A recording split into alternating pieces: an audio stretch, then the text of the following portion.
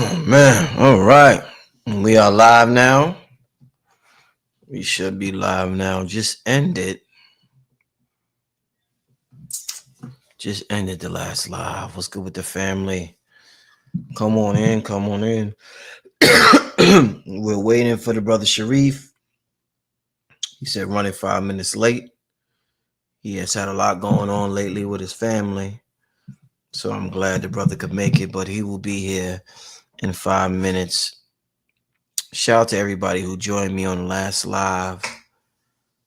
It was dope talking to y'all real quick before this live, you know, about everything going on.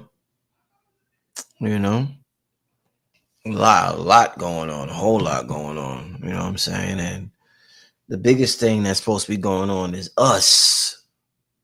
You know, yeah. Somebody said, yeah. I'm glad you brought that up. Are we still doing a disaster preparedness class? Yeah. Well, I'm starting a radio club. I will say that I'm starting a radio club, so definitely be, and that's part of our conversation tonight. Technology. There's different levels or different layers or different aspects that we have to approach this thing from.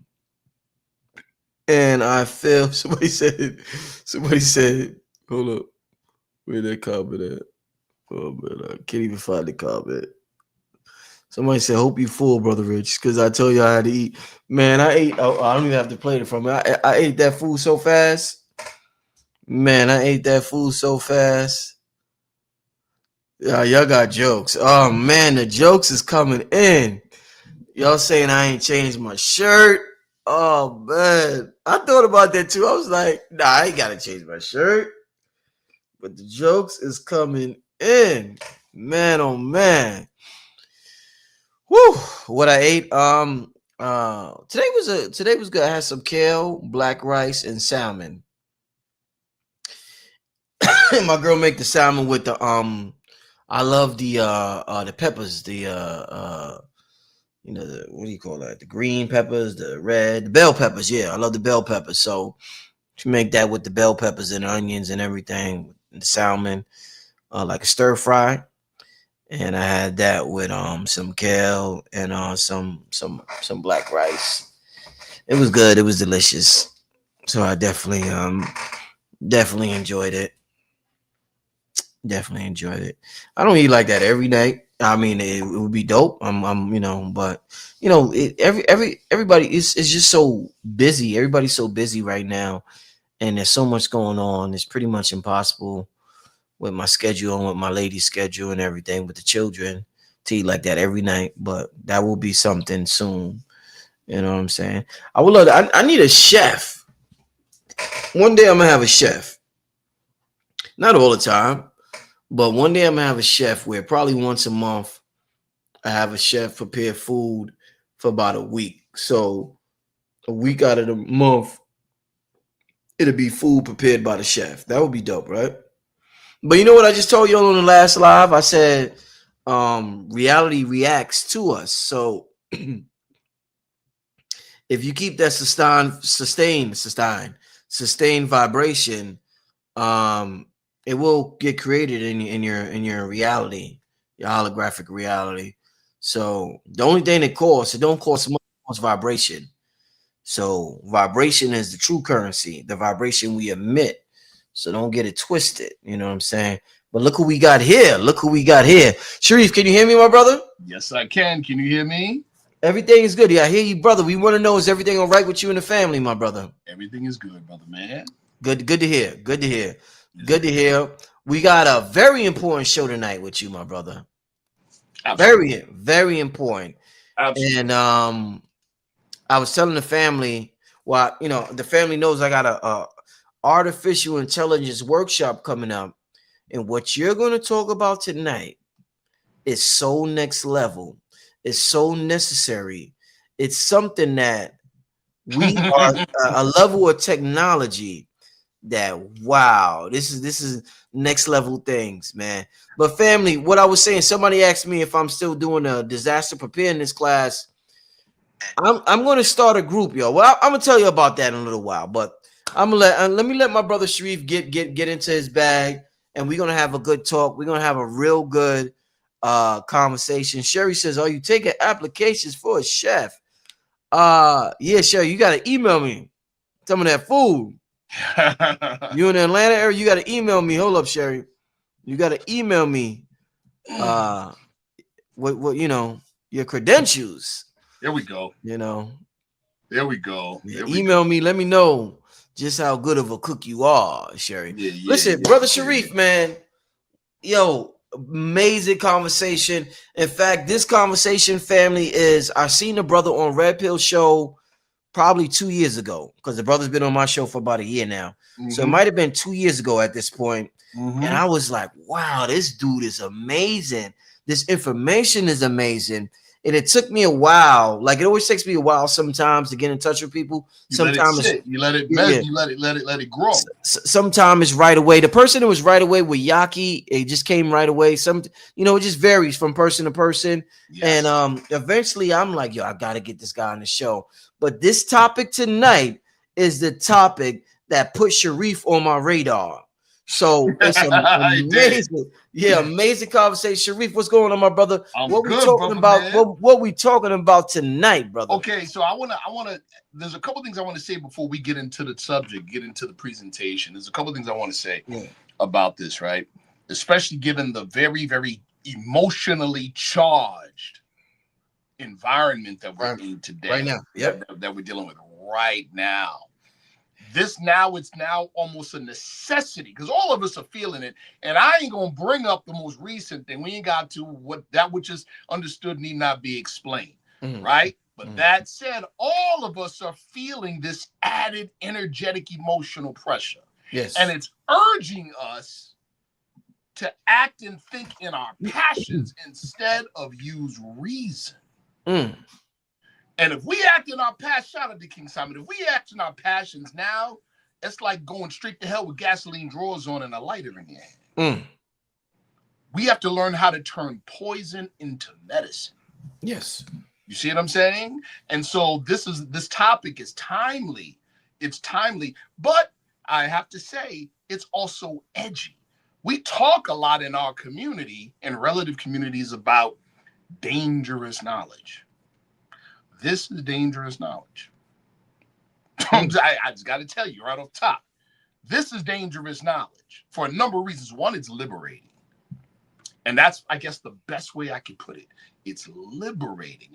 It's liberating in a world, in a society that is seeking to increasingly tighten its grip of control over how you think.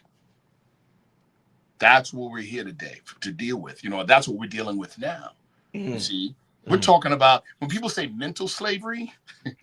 Oh man, we have no idea. You know what I'm saying? Yeah, I got you. Yeah, we got no idea, but you're about to get an idea. Go ahead. One of the things I did a show because of the emotional state that everything that's happening, an emotional charge that everybody's experiencing. Yes. I did a quick show just to remind the family before our show right now. I wanted to remind them, and you talk about this, that, things are happening on the internet and on TV and we're reacting to it, right? I wanted to remind the family that reality reacts to you. Come on now. That's how this really works.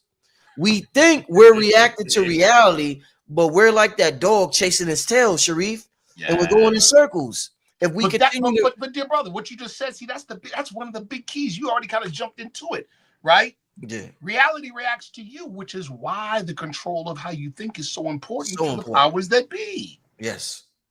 They don't got to control the world. They just got to control your mind. Yeah, that's it. Yeah. And you literally are the radio that broadcasts their intentions.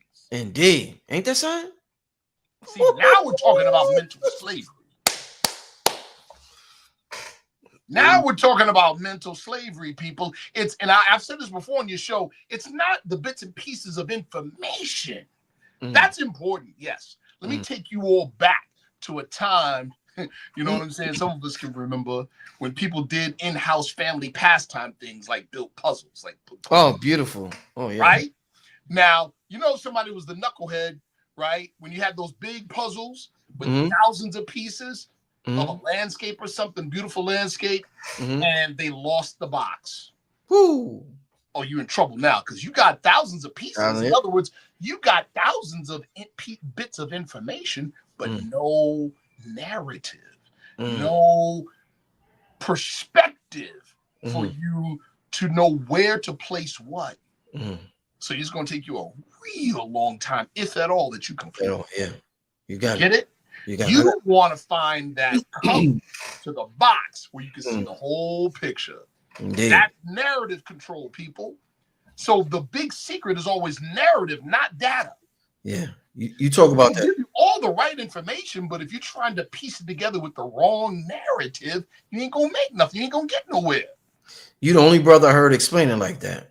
It's real. You know, like, that's deep. That is why, for instance, and again, I'm not pushing my religious organization, but that's why Prophet Noble Drew Ali, there is a Quran, a great Quran of Mecca put together via Prophet Muhammad, 14. Okay, cool, there is.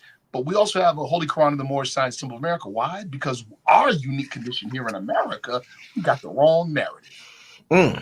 So we can read that Quran of Mecca, still have the wrong narrative, and be in the wrong direction. Right. So we have to qualify ourselves to pick up the Bible, qualify ourselves to pick up the Quran, qualify ourselves to pick up the Bhagavad Gita, qualify ourselves to pick up the Vedas, the Avesta. Any of these things, we have to have our own narrative. We have to have the narrative of our forefathers put back in our brain. Yes, sir. See what I'm saying? We got to have here's the key word, decolonized narrative. You see what I'm saying? You need a decolonized narrative first, and then you can make sense of those things. So like when we read in the Quran or we read in the Bible about heaven and hell, y'all know the narrative we were given. That's someplace you go after you physically leave your flesh. See, but that's not how our forefathers saw it. Our forefathers said heaven, earth, and hell are not above, around, below, but within. Heaven is the state of mind. State of mind. So state of being. And so is hell. Now we need to build communities and institutions based on that state of mind. See that? We need to put our state of mind on the ground the same way the European did for his. And then you go into those institutions and get indoctrinated with their narrative. And so you begin to broadcast their narrative no matter what information you have in your head. Right. See how that works? That's what we need. That's what we need. We need a narrative change. Okay. And so this is going to help immensely, this particular topic. And because we're talking about change of narrative, that's what makes it dangerous. This is a war for your mind. This is the war in heaven, people. Heaven not up there, heaven in here. This is the war in heaven. We're in it now. These are the last days of this period of time. We're in it right now. Damn. Yeah, we here right now, people. So it's imperative that you understand this, and then you gotta put to practice. You gotta get in the gym. You gotta get in the gym. Just having it up here and being able to talk about it is not enough. It's not enough. Now, as you, Brother Rich, you talked about organizations, groups that further these ideas and make them concrete. So our children, imagine our children going to a school of the gifted for psychotronics. You understand? Imagine. We could really build a real, and I mean real in every sense of the word, Professor X School of the Gifted. Like we really can do it, people. It's not, man, listen. Like in Chinese martial arts, right? Yeah. In Chinese martial arts, we have what we call external power, internal power. Internal power just means you can't see it.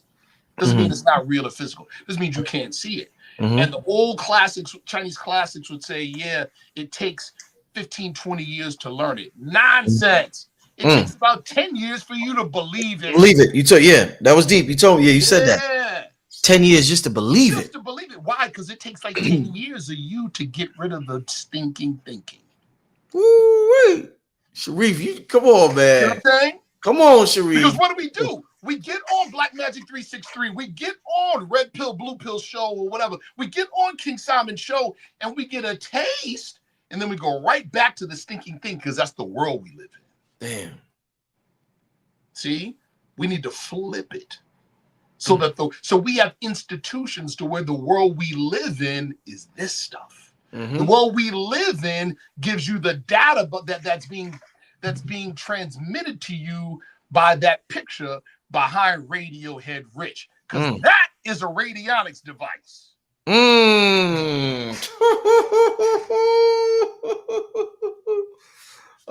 Sharif. It's the truth. That's a radionics device. That thing behind you, brother, is conveying data to your subconscious. Right. All you got to do is look at it. This is what we call sacred geometry, sacred science. Yo, you know what? There's this dude. You ever heard of Robert Edward Grant? Of course. He said images are a QR code for our subconscious mind. You know how you just scan a QR code and there's all types of information within it? In there, just like that. There. Yeah. But now you have to develop the recall. But sometimes you don't have to develop the recall, because think about it. Just like astrology, the outer planets, because they move slower, therefore their effect on humanity, on the psyche, is different, right? So it's generational. So sometimes the data that gets downloaded here is there to come to the forefront of your mind at a particular time. So it's there, but you don't know, but you got to put yourself in the right time and the right circumstances for it to go, right. Then it comes out. Right. This is how prophecy gets programmed into a people also. See? Beautiful, man. Beautiful. Yes, sir. This is a deep topic that we're about to get into, people. And I gotta tell you, some of it, you all have seen some of my presentations. Sometimes they get a little technical. This one is definitely one of those. But let's begin with saying this. Do not think because we're using a bunch of big words and technical terms that you can't understand it. Let me show y'all, because the conversation I had with Sharif, let me tell y'all something, man. If you're serious about, we got to listen. Like I said, this is another Black Magic 363, this channel. This is a portal. This is a world within a world. So we are, listen, man, I am myself, along with y'all and the speakers that come on this channel.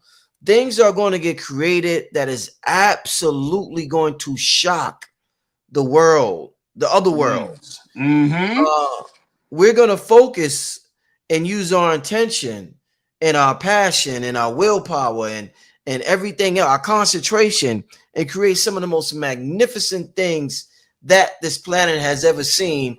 I got big plans, y'all.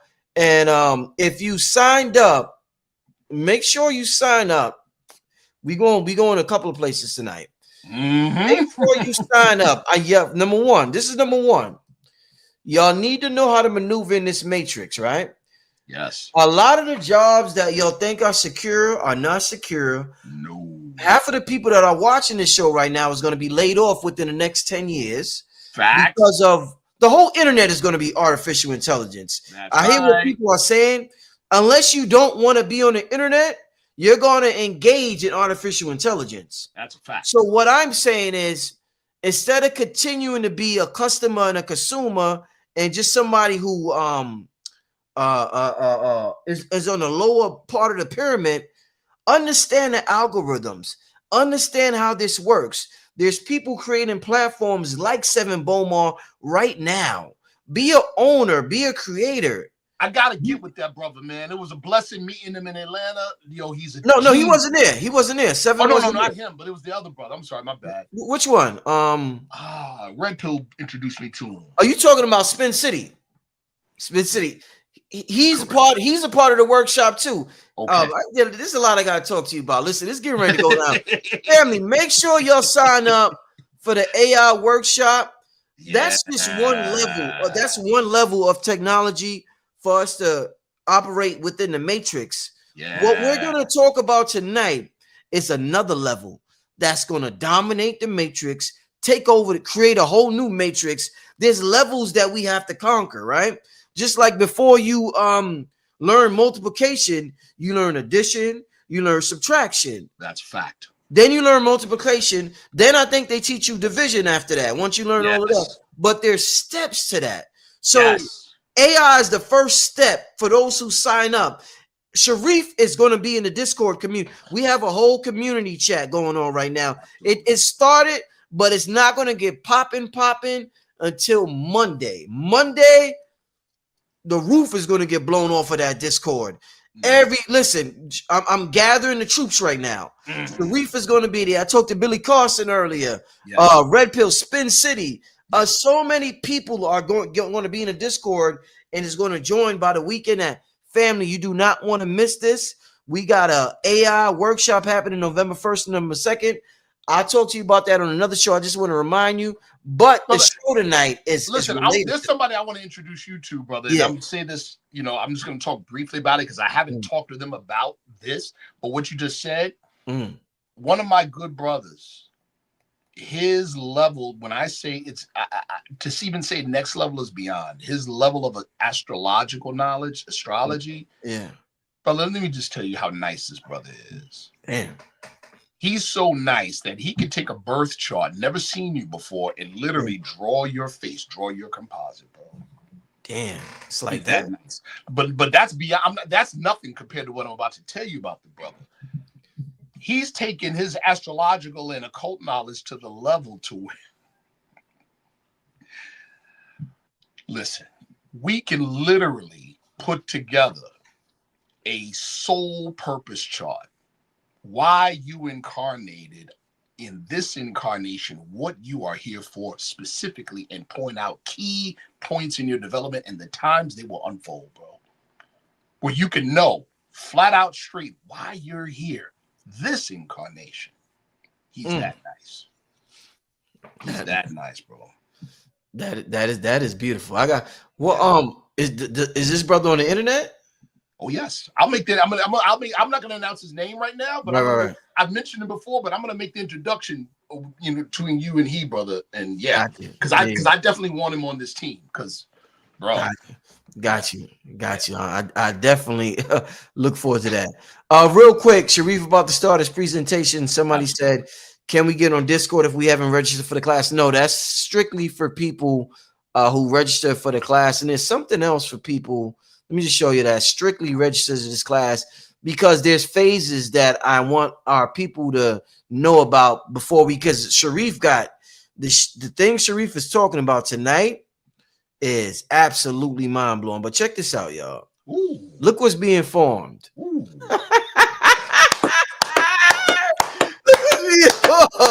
Look what's being formed, y'all. What that say, y'all? Crazy Carbon Code Collective. Look what's being formed. That's the quote unquote black technology community. Right. And let me just say this real quick, right? Our brother Rich was like, it's a little sensitive to, the Moorish community not liking the word black or whatever. But listen, let's be real, okay? The teachers of Prophet Noble Drali are not against the word black or the use of the word black. It's the appropriate use of it in the identification of a people. That's all. Now, black describes a condition. You understand? We say black court in science means death, but we also say death is not an enemy to man. And we also say life springs forth from death. So if we make death and black synonymous, life springs forth from, okay. So what are we describing if we say that the black man is God? What we're really saying is that God's about to be resurrected. And a whole new world, the new Jerusalem spoken of in the book of Revelations, comes out of our brain.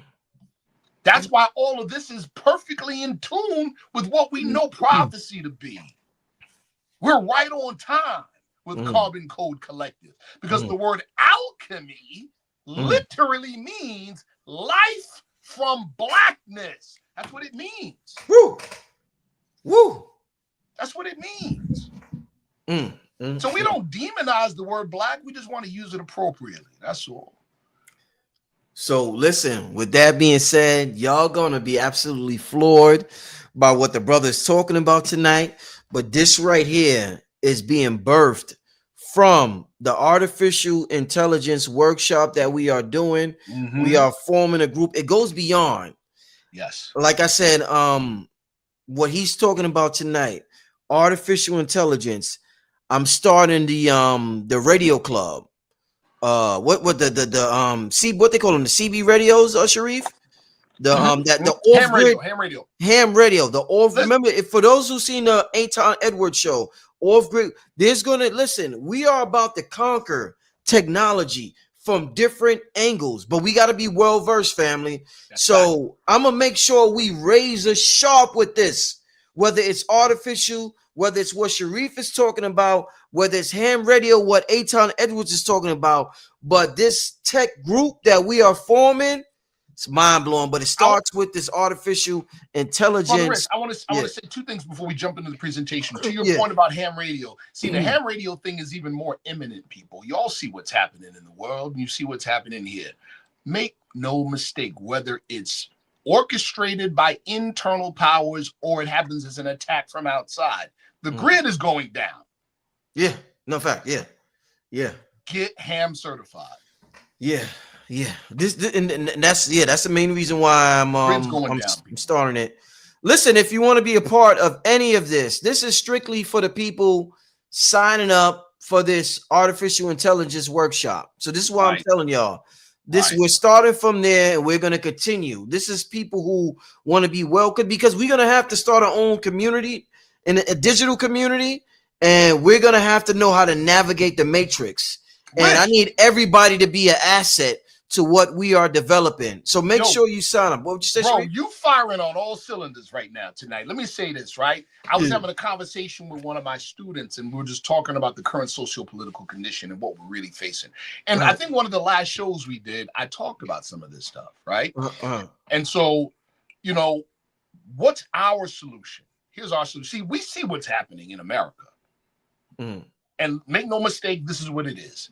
It is the last dying jerks of white supremacy and global Euro imperialism. That's what you're looking at. Okay, the rest of the world is moving past Euro imperialism. Yes. Only way America will survive is that it's got to look like us. You understand? That's what.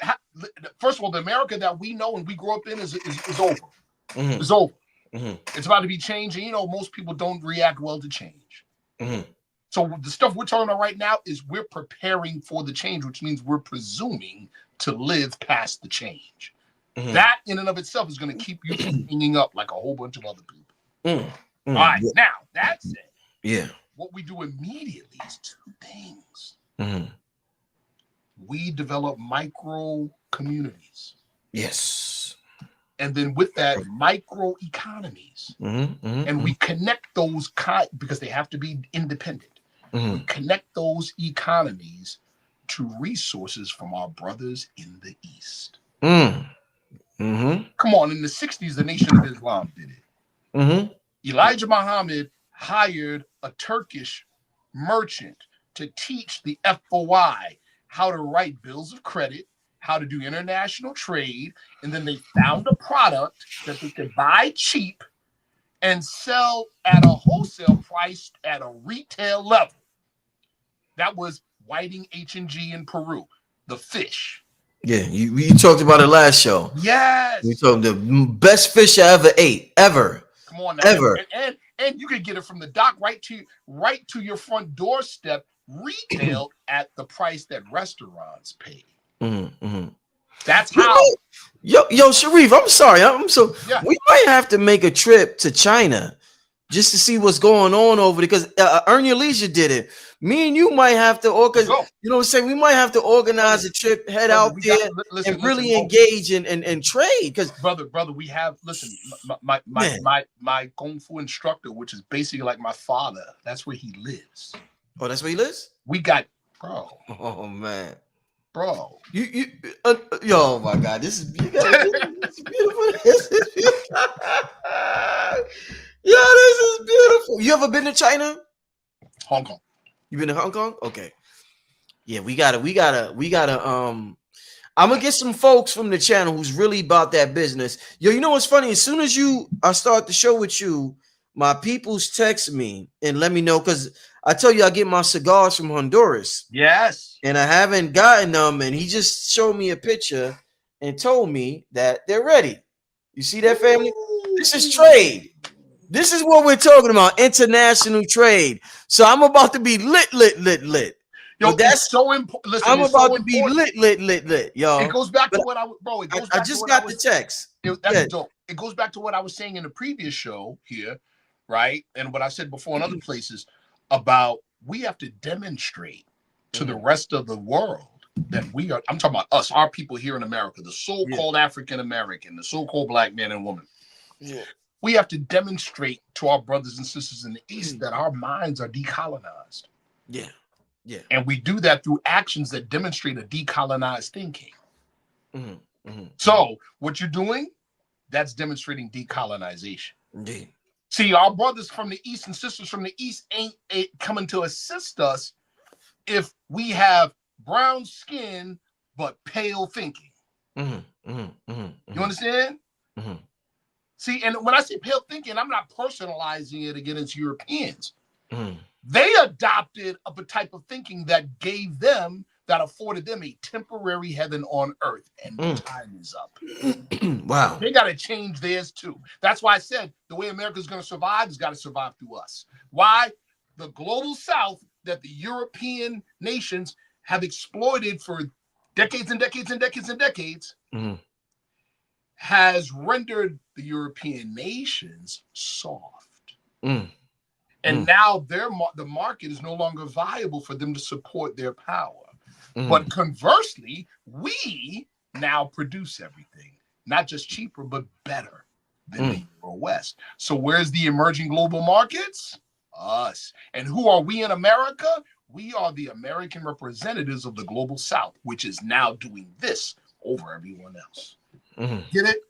So if we're smart, we build the trade connections now. Right now.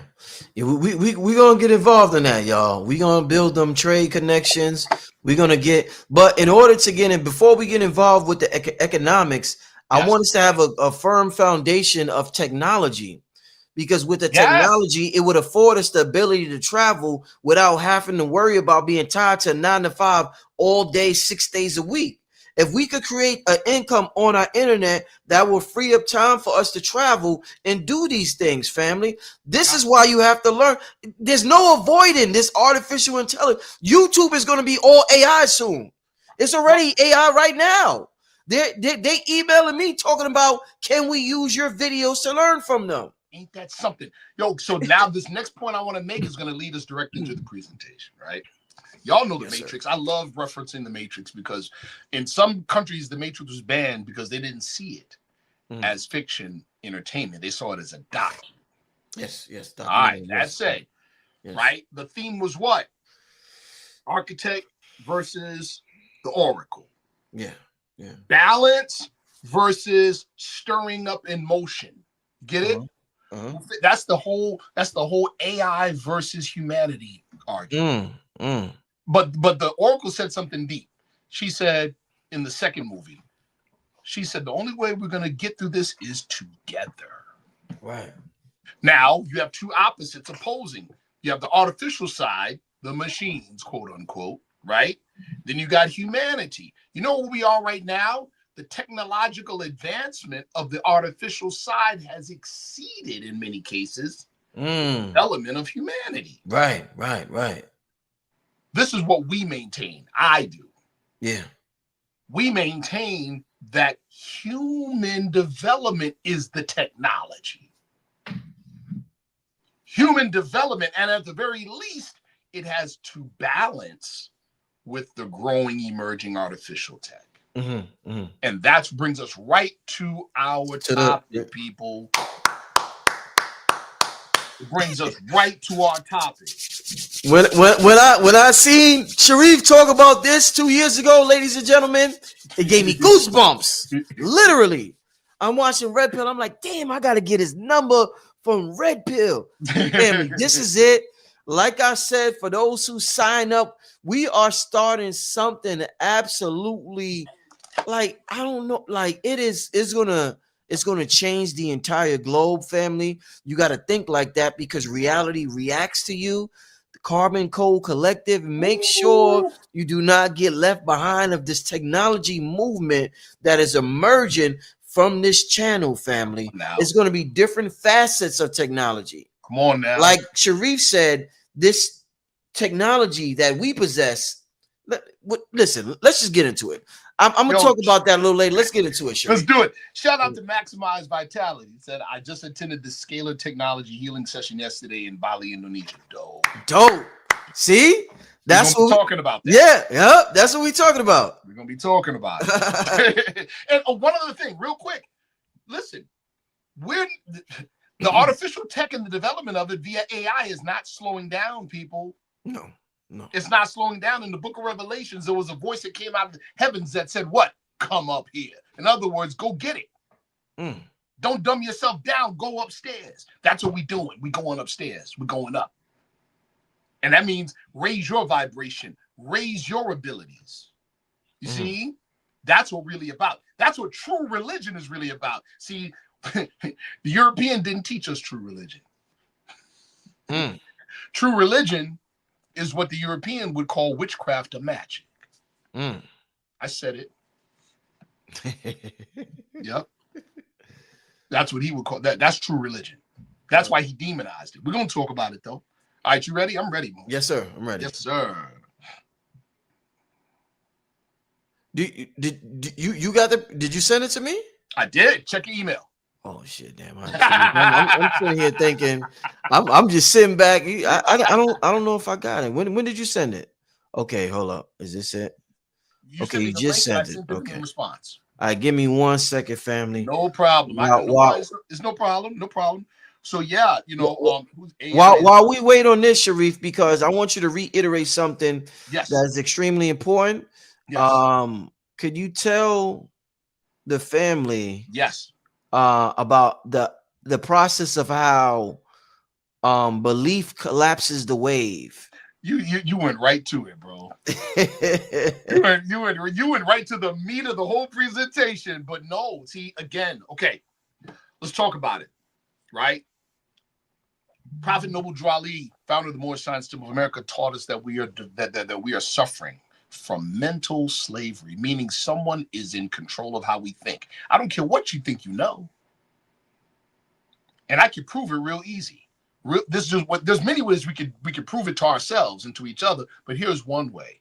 We believe that our bodies contain a soul and a spirit, don't we? Uh-oh. Let me say it again. We believe that our bodies contain a soul and a spirit, right? Let's show you the error in that thinking. See, we're thinking about it the wrong way, which means if we think about it, if you had a pistol in your hand, but you think the business end is the part in your hand, what are you going to do? Shoot yourself. See? It's not the possessing of the thing, it's the knowing of its use. So let's go to it. Here we go. Here's the error in that thinking. Inside my body is a spirit and a soul. That's wrong. And I'm going to tell you why. Spirit is omnipotent. Right. We can prove it real easy. You can close your eyes right now and imagine yourself on a planet orbiting Sirius B. Right. Let me say it again. You can close your eyes right now and you can imagine being on a planet that's orbiting Sirius B right now. So here's my question. Where's your mind at the moment? It's on Sirius B. While your physical body's right here. Right. Okay. But we're taught that that's just make-believe and it's not real. Ha! That's why you think your body possesses a spirit and a soul. That's backwards. It's backwards. Your spirit is clothed with a soul, and your soul is clothed with flesh. Ooh. That means the soul is inside, but it extends outward beyond that. Think about it. When we say soul, let's think energy. So we know that the the range of the coherent vibration of the heart expands way past our physical body. That range of vibration is part of your soul body. Understand? When we say man is God, God is omnipotent. Flesh is temporary. Yes. Anything that's real, so we have to reorient our thinking. Anything that is actually real is permanent, and permanent means eternal. We've been taught to think backwards, that this is real. This is temporary. Yes. Now you get what I mean by being in mental slavery? Totally get it. I'm excited. Yeah, bro. We're trying to get free, but this is what we mean by get free. See, because what stops a spirit? Nothing. Well, can you place your consciousness to the vibration and the level of spirit? If you can do that, that means there's no place you can't go and there's no thing you can't know. Right. Like the Buddhists say, at the highest level of enlightenment, there is no learning. What's to learn? Because if you are one with everything, you already know it. I guess in this realm for us, it's more about remembrance. You got it, brother. Yeah. You got it. No. Seriously. Yeah. You just jumped right in the Moorish Science Symbol of America literature. Yeah. You literally did, because we know what we say. Mind never does forget. We just forget how to recall. And we forget that we already are connected. Right. Man and God are one. But through us thinking that we're this, we tore ourselves away from the unity. Already connected, never disconnected, huh? Never disconnected, bro. We just thought we were, huh? We just thought, just like Dorothy and the Wizard of Oz, she could have went home anytime. She had it right on her feet. Damn. She had the means to get home, to get to Kansas right on her feet the whole time. All she had to do is click your heels 3 times, say there's no place like home.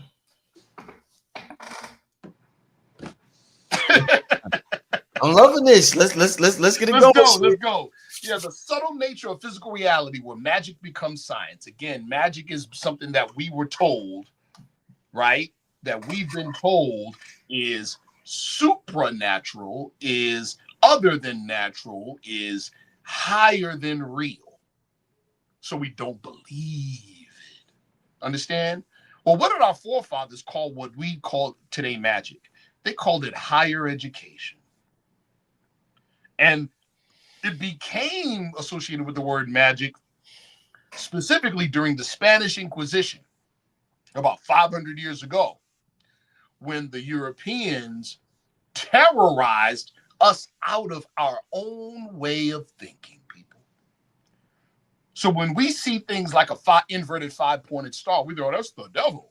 We see the Baphomet picture, that's the devil. When we see, that's what the Inquisitioners were saying to our forefathers and foremothers before they killed them. They said, we must cure you of your demonic possession. Now, you're not going to survive. You're going to die, but at least you'll go to heaven. That's the Inquisition, people. Damn. That's the Inquisition. See? So the subtle nature of physical reality, we're about to do it. And you see, one of the things is, you guys, some of you have been following my other presentations on Black Magic 363, you've noticed that, Brother Sharif is talking about some spiritual or religious stuff, but he makes direct correlations to cutting edge discoveries in quantum mechanics. Because in the truest sense, truth is truth. There is no subdividing truth, right? Truth is but one. So if it's true scientifically, that must mean it's true religiously, if the religion is true. You get it? Okay. Yep. Let's go. Next slide. All right. This is the premise, people. And then we're going to talk about this picture you're looking at. In ancient development systems, it was well known and presumed. When I say ancient development systems, what am I talking about? I'm talking about the schooling and the education systems of our forefathers and foremothers. In ancient development systems, it was well known and presumed that the mind itself was not only a functional device, but that it was an integral part of the scientific analyzation and functioning of phenomena. I can prove that to you all right now. Real simple. Watch this. Close your, and I've done this experiment with you all before. Close your eyes and think of something that made you angry, that pissed you off. All right, cool. Now, think of something that made you smile and laugh out loud. All right, cool. Open your eyes. Now, here's the questions I'm going to ask you. Could you observe your own anger? The answer is yes. Second question, could you observe your own happiness? The answer is yes. Here's the next thing. What part of you was doing the observing of your own feelings? Because whatever part of you that was doing the observing, guess what? It's above the thing that was feeling. You get it? It is above it. So there's a difference between thinking and consciousness. Consciousness can observe thought. You can observe your own mind, people. That's why we're saying that mind is a functional device. Understand? Mind is a functional device. Next point. Further, the mind itself could and can produce devices in the forms of what? Thoughts and thought forms. How many of you guys know what an egregore is? Who knows what an egregore is in the chat? If you know what an egregore is, put the number 7. Type the number 7 if you know what an egregore is. We've talked about that a lot on the channel. Yes, we have. An egregore is a thought form. In other words, you think of something and you put enough thought energy into it, it grows apace to a point where in limited capacities can act for itself. You hear me? It can act for itself, people. This is real. Okay? So, like I said, the mind itself could and can produce devices in the forms of thoughts and thought forms, thereby influencing and affecting not just other minds, but physical material.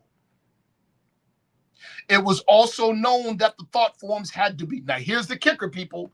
Just because you can think doesn't mean you can do this. Just because you got thoughts in your head don't mean you think it. Here is the criteria. It's known that the thought forms had to be 2 things, crystal clear and stable. This demands a great deal of practice in concentration. Eventually, it was found that the stability of a physical form or the physical device could materially assist the mind in maintaining stability. You all, was that clear, Brother Rich? Did you catch what I just said? Yes, I did. I had it on mute. Yes, I did. Good. It was found that the stability of a physical form, in other words, a physical device you can hold in your hand, or draw on a piece of paper, or carve on a cave wall, or, okay, see where I'm going with this? Could materially assist the mind in maintaining the necessary stability. All right. Look at this image. What does that image remind you? What are the things that come to your mind immediately, Brother Rich, when you look at this image? Immediately. Something Native American. Okay, what else comes to your mind? I want you, don't censor it. Whatever comes to your mind. Right. Go. Like a language, like the hieroglyphics. Ooh, okay, keep going. What else? I'm just saying whatever comes to mind, like hieroglyphics. Whatever images, words, or thoughts pop in your head from looking at this picture. Asian. You know, now that I'm talking, I done named 3 different coaches. I could say Asia. Yeah. I could say hieroglyphics. I said I'm like keep going. Native American. Keep going. Somebody shout out to C Diggs. She said something dope. That's right. Keep going. No, I got. And matter of fact, not just C. Diggs, a couple of other people have said it Said too. alien. Woo! I Keep don't going. look. Keep going. I Because was when I gonna. tell you what it is and where it came from, you're gonna flip out. I was gonna say like an animal or something. Mm-hmm. Okay. Uh, Keep going. What else comes to mind? What else pops into your mind? What else does this image project into your mind? almost like a clock. Thank you. I got it right. Come on, I got it right. I got it right. Brother Rich, I got it right. Brother Rich. Yeah. All the other things you said were right too. All the other things you said were right too. You see the dial? That thing is like the dial, and it's like turned to like number 3 o'clock. How many levels? 3 levels in the dial. Yeah, it's like 3 o'clock. For 3 levels of humanity: spirit, soul, flesh. Right? Yeah. And it's which eye is it? The left eye or the right eye? Shit, I don't know what eye that left is. Eye. Left eye. I'm sorry, the right eye. It's the right eye. Yeah. Right? The right eye. Well, left side is yin, right side is yang. My people who practice voodoo and hoodoo know exactly what I'm talking about. Like if they want to project something into someone's mind, they look at the left eye because the left side receives, right side gives. Oh, they was giving some good answers in the chat. I'm looking at yes, they are. They were saying, yeah, they was. They are. Okay, yeah. I wasn't looking. I was really focused because he was just talking about a focused mind. Yes, but, I'm glad you. Yeah, but the way so the way you do it, dear brother, is instead of a focused mind, in this case, you allow the image to play on your mind. So you make your mind passive, and whatever comes, you just say it or write it down. Who said, shout out to Oracle, MVVX Oracle, the design seemed Mayan. Guess what's happening right now? Everybody looking at this thing. They are extracting data and information from a visual picture. What you are looking at is a radionics machine because that's what it's doing. It is giving you data. Now let me tell you where it came from. An area in Mexico called Jalisco. And a bunch, and I see tons of ancient artifacts that definitively prove human, quote unquote, alien interaction going back thousands of years. That's what you're looking at. This is one of those thousands of artifacts that they are still digging up now. The only reason now that we are able to see them in the public is because back in, I think it was 2017, a number of countries, including Mexico and Brazil, those governments decided they would open up their secret UFO and alien files. That's why you're seeing this. Yeah. That's why you're seeing it. You are looking at, radionics or consciousness-assisted technology also takes the form of art. You see where we going tonight, family? It goes beyond AI. We're going to get into radionics. Delaware said, we the aliens look at the nose and the lips. First and foremost, I would say, okay, in a sense, you're 100% correct. You're 100% correct. There was a paper that I put you all on before. I'll mention it. It's called Ultra-Terrestrial Models by Hal Puthoff. Hal Puthoff is like one of those guys, like real life. Real life, Hal Puthoff is, a scientist that's worked on black budget projects. Right? Rising Realms, we're remembering. That's a fact. But sometimes we need assistance to remember. We need landmarks. And that's what you got here. See? And that's what you got here. All right. This is family. No. You started out. This is the first slide. Family. What did I tell y'all? Carbon Code Collective. This tech shit is gonna go somewhere that nobody, Elon Musk, couldn't imagine where we about to take it. Family. Remember what I said about Hal Puthoff? Puthoff for just because. Puthoff. Now, watch this. Remember what I said about narrative control? Yeah. We've been taught history the wrong way. Straight line, linear, temporary. Mm-hmm. Real history is circular, no beginning, no end. That's Mm-hmm. why the wise amongst us don't concern ourselves with arguments about who came first. Because ain't no beginning to a circle. Mm. So follow me. Let's just follow me. You ain't got to believe me. Just follow the logic for a second. Mm-hmm. The whole ancient alien theory is trying to use real and valid data and trying to plug it into the false narrative. Let me say it again. They're using real data they found and trying to plug it into a false narrative. See, the false narrative is modern human Cro-Magnon man didn't appear until 40,000 years ago. See?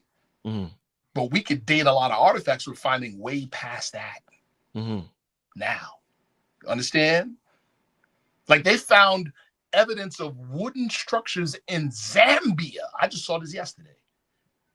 Wooden structures, in other words, made by humans that date 500,000 years old. You hear me? All right. So now if we say we measure time in cycle ages, that means as advanced as we are now in 2025, we've been here many times before and further than this. Many times before a reset, and then the cycle happens all over again. The last cycle was what? 10 to 12,000 years ago with the lesser dryas period. What's recorded in religion is the Great Flood. What's recorded in esoteric and occult lore as what? The fall of Atlantis. You understand? That was the last reset of the cycle. But in real history, we know that there's survivors of every cycle, previous cycle. So there was a survive. So think about the previous cycle. People built the Great Pyramid. People built the Hypogeum. People built all these things. And we can't do it today, but we can send spaceships to the far reaches of the solar system, but we can't build a Great Pyramid. Think about that. If they survived the Great Deluge of 10 to 12,000 years ago, what do you think they could do now? In other words, the so-called alien ain't alien at all. It's homegrown. It's you. Man. The alien coming from way out there. I'm not saying they're not coming from way out there, but that's because why are they coming here is the question. Answer: they're coming home to watch the birth of the Messiah. I see. I'm saying a little too much, but they're the three wise. Yo, Sharif, let's go. We need this in this time with all the distractions. All the distractions. And we need. Oh man, I'm loving this. Yes. Yeah. Yes. Next slide, brother. Come on. All right. In ancient times, many such devices were developed and used, such as the dowsing rod, the crystal ball, the pendulum, etc. Yeah, a simple radionics device is a crystal ball, or a black mirror, or a pendulum, or a dowsing rod. You all know that there's certain police agencies to this day that will hire, pay money, professional dowsers to find bodies and other things. To this day. That's real. The rise of the European Judeo-Christian worldview, specifically the enforcing of it via the Spanish Inquisition, I mentioned that earlier, drove the very idea of consciousness as an instrument deep underground. What do I mean underground? Oh, it exists today, but where? Secret orders, secret societies. This Honorable Elijah Muhammad says that the European put our people to sleep. This is what he meant. We remove the equation of the mind as an instrument and make them believe that whatever they're thinking is just make-believe and not real. So not only do they not believe the evidence of their own senses, they don't develop them to their natural, purposed, superhuman status. In the 1800s, it was discovered that electrical devices could be used as assistants in tuning consciousness. This led to the development of what we now call radionics or psychotronics.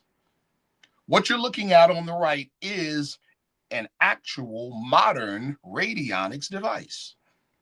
There are radionics organizations and psychotronic organizations all over the world, including here in the US. Listen to this, people. Despite the fact that if you wikied it right now or Googled it right now, they'd say it's a pseudoscience, and the fact that it's considered illegal, especially in the medical field, because in the United States in the 30s, when they first started to do these things, they applied it to, or the 20s, they applied it to medicine. They applied it to medicine. See? Next slide.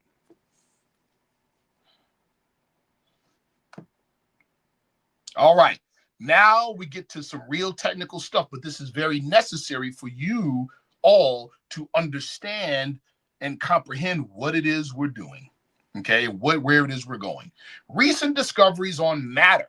What is reality? Let's stop right there. First and foremost, we were taught that if it's not material, it's not real, weren't we? We were taught that if it's not material, it's not real. That's what we were taught. That's backwards. It's backwards. How many of you, I want to see this in the chat, put the number 7 in if you ever thought this when you were a child. When you were a child and you learned about atoms being the primary building block of matter. How many of you asked yourself this question when you learned that? What are atoms made of? And then whatever they're made of that make up the atom, what is that made of? And then what is that made of? You get where I'm going with this? Yeah, I see a number of people thought that very same thing. You see? Okay. So at a particular point, what we call matter breaks down, people. It breaks down. And so we say it religiously, but now quantum physics is confirming the fact that old-time religion was high-level, cutting-edge quantum science. Here it is, people. What is reality? So there's what we call the 0 point or the vacuum. In present-day technology, now more and more people are opening up and saying it. Ben Rich of Skunkworks did it before he died. A number of other people. They're openly saying, yeah, we can access the vacuum. We can access 0 point and pull unlimited energy into 3 dimensions from the 0 point. They're already talking about opening. It ain't even secret no more. Okay? So the vacuum of 0 point is what is something that's violent and is engaged in constant creation and annihilation. So things literally like an atom of hydrogen will appear and then immediately disappear. It's that quick. It's seething with energy, right? And so the whole appearing and disappearing of something, they call them ghost forms or virtual particles. And they're being annihilated almost the very instant they're created. It's you understand? That's what's happening. Increasing this is such a deep subject. So, Brother Sharif, you all may be asking, if in the vacuum things are appearing and then disappearing, appearing and disappearing, it's in a constant state of high-level energy flux. High-level energy flux. How can there be anything solid? Here we go, people. It is a stabilization. What we would call solid is a stabilization of swirling energies. Follow this example. I can't take credit for this example. This example, which I got from a scientist by the name of Tom Bearden, and also another scientist by the name of John Rayhart. This is the example they gave. Let's say you're looking at a stream. You're standing over a stream and the water's running. The water's running. But then you put a stick and hold that stick in the stream. You will see the ripples go around the stick. And that ripple effect will stay there as long as you got the stick there. You understand? But the water that is forming that is not the same water in the next second. The water keeps moving, but that little ripple stays right there. You understand what I'm saying, people? Brother Rich, you get what I'm just saying, what I just said? Yeah, we that ripple. Okay. In the etheric ocean. We that ripple in the etheric ocean. You understand? That is what we call material reality. We that ripple. Y'all hear that, man? This shit is beautiful. We are that ripple in the etheric ocean, but we're not separate from it. We just look a We've little. been taught that we are. Yeah. You understand? Yeah. We've been taught that we are. Think about what just happened now. If you could wrap your mind around what the image I just gave or the thought I just gave, you just engaged in an initiation. Your mind is changed. See? All right. Now here we go. But why isn't it now in the flux, in the vacuum, in the 0 point? It's constantly creating and destroying, creating and destroying. Well, what can stabilize the form? That means we have to increase the energy in the form so that it materializes in 3 dimensions. Any possibility exists in the flux. From subatomic particles, listen to what I'm about to say, to complete breathing entities, people, in the flux can pop up in existence and then disappear. All right, here's a jewel, people. I meant to put this in my presentation. I didn't. Write this book down. The name of the book is called The Voodoo Quantum Leap. The Voodoo Quantum Leap by our brother Reginald Crossley. He passed away. He's a doctor out of Haiti. Get the book. Please get that book. The Voodoo Quantum Leap is the name of the book. Anyway, let me continue. It's a place of nearly limitless energy. Now, let's talk about physical matter. Upper right corner of the slide. Form, right, is form. It's like when I mentioned you put that stick in the water, and then there's that extra ripple that the stick makes, that disturbance in the floor, in the flower, in the flux, right? That's what physical matter is. Now watch this. Changing what causes the stabilization changes the form. So here I got the stick and the water's flowing around it, creating that little ripple. If I move the stick, I just changed the form. If we can control the mechanism that sets and maintains the stabilization, we can control, change, and modify physical reality. You hear me? Vacuum space, in other words, the flux, 0 point, is filled with phantom forms whose energy is present, but it may be too low for it to manifest in 3 dimensions. With a stabilizing agent and enough energy added, we can materialize that form to physical form. What are we saying, people? Physical reality is and can be engineered. You understand? Physical reality is a shadow. It's a 3-dimensional shadow of higher realities. That's what we're saying.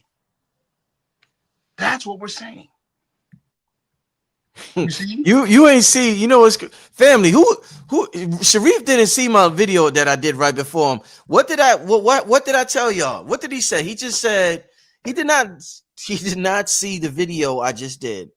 What did I just tell y'all about when I move my arm? Can somebody just real quick, Sharif? Can anybody tell me what I said when I move my arm? Was anybody at the last live? If you can, I'm gonna let him finish his presentation. But if you can, just put it in. I want you to say now. Now you got me curious. I want to know. When you said physical reality is a shadow of higher realm, it's a 3-dimensional shadow of higher realities. I was talking to the family. I said that, and the example I used it at, just real quick, Sharif, was I moved my arm, and I said the same way this shadow follows my arm. You see the shadow follow my arm, Sharif? Is the same way this reality follows the higher realm. Brother, listen. Brother. So the same way it follows it perfectly. Look, Sharif, it never deviates. It follows it Can I perfectly. share with you a secret? Perfectly, my brother. Yes, sir. I'm sharing with everybody. I'm sharing. What I'm about to share is secret teaching. Mm-hmm. But we teach it openly in our religious organization. Right. Ken, Uh-huh. but this is secret teaching. We're taught that duality is equal and opposite and mutually exclusive. So, and that's wrong teaching. We're taught that good and bad are opposites of the same coin. That's what we're taught, right? Right. Which means that we begin to believe that truth is relative. See, this is wrong teaching, and that's how they co-opted our thinking. Y'all want to know what the real duality is? Brother Rich just explained it. Let's take the words truth and falsehood. Falsehood is not the opposite of truth. Truth has no opposite. You hear what I just said? Truth has no opposite. Guess what falsehood is? Falsehood is a projection or shadow of truth. That's it. Any three-dimensional manifestation is a shadow. Something else is causing the shadow to be. Truth is Rich's hand. Falsehood is the shadow it makes. The shadow cannot live without the hand, but the hand can definitely live without the shadow. And that is the secret behind true duality. You hear me? Yeah, no, definitely, yeah. That's the secret, people. Yeah. Truth has no opposite. That's why we say truth is but one. Because it has nothing to oppose it. What can oppose truth? All right. And when we're saying truth, don't moralize it. Don't think truth is good, falsehood is bad. Because if that's the case, kill yourself and go to heaven. That's what our Christian brothers and sisters think. See that? All right. Don't moralize it. Truth is that which is permanent. Falsehood is that which is temporary. We turn the lights out, there ain't no more shadow, but Rich's hand is still there. Damn. Man, that's deep. That's the secret truth behind duality, but that's not what's shared with the masses. What's shared with the masses makes you feel helpless. It enslaves you. It's slave-making teaching. You got an angel on this shoulder and a devil on this shoulder, and your brain is hopelessly caught in the middle. That's slave-making teaching. See? Yep, slave-making. Like I said, truth is Rich's hand. Falsehood is the shadow. Truth is permanent. Falsehood is temporary. There we go. So again, like I said, physical reality can be engineered, but what's the qualification? You have to be able to, let's go back to the analogy I gave, right? That stick that creates the ripple in the water. The energy is still flowing through, but the shape, the shadow caused by the disturbance of the stick remains. That is physical reality, people. That's physical reality. So if we translate that analogy to the present, how can we engineer physical reality? We have to have our own stick that we can put into the flux. We have to have our own stick that can disturb and modify 0 point, the higher dimensional realities. What's the best word in our language used to describe? Next slide. All right, let's go. Perception is power, people. See, prior to me giving that analogy and you wrapping your mind around it, your perception never went past your flesh. You catch what I just said? Yeah. Your perception never went past your flesh. And now, once again, like I said, you see why it's taught, socialized in our brains, that our bodies have a soul and a spirit, and that's backwards. That means your soul and spirit will never go past your nose if you think that way. You want to talk about getting put to sleep? That's getting put to sleep. You see what I'm saying? Perception is power. So if you can expand your perception, what do you do with your power? Right. So here we go. Now we're talking some more technical stuff. We're talking science here. detectors, machines, contraptions that can detect and analyze energy. Remember, that's what science is about, observation and learning from what you observe. Well, you can only observe what you're capable of observing, right? All of our observations depend on one thing, people. One word. Who could tell me that one word? In science, at present, in the general sense, all of our ability to observe depends on what, people? I'll give you an example. I'll give you a hint. It starts with the letter L. Aaron Liggins just hit it, light. Drew King just hit it, light. Guess what that means, people? If all of your instruments are dependent upon light for observation of energetic phenomena, you are incapable of observing anything faster than light. See the limitation? You see the limitation.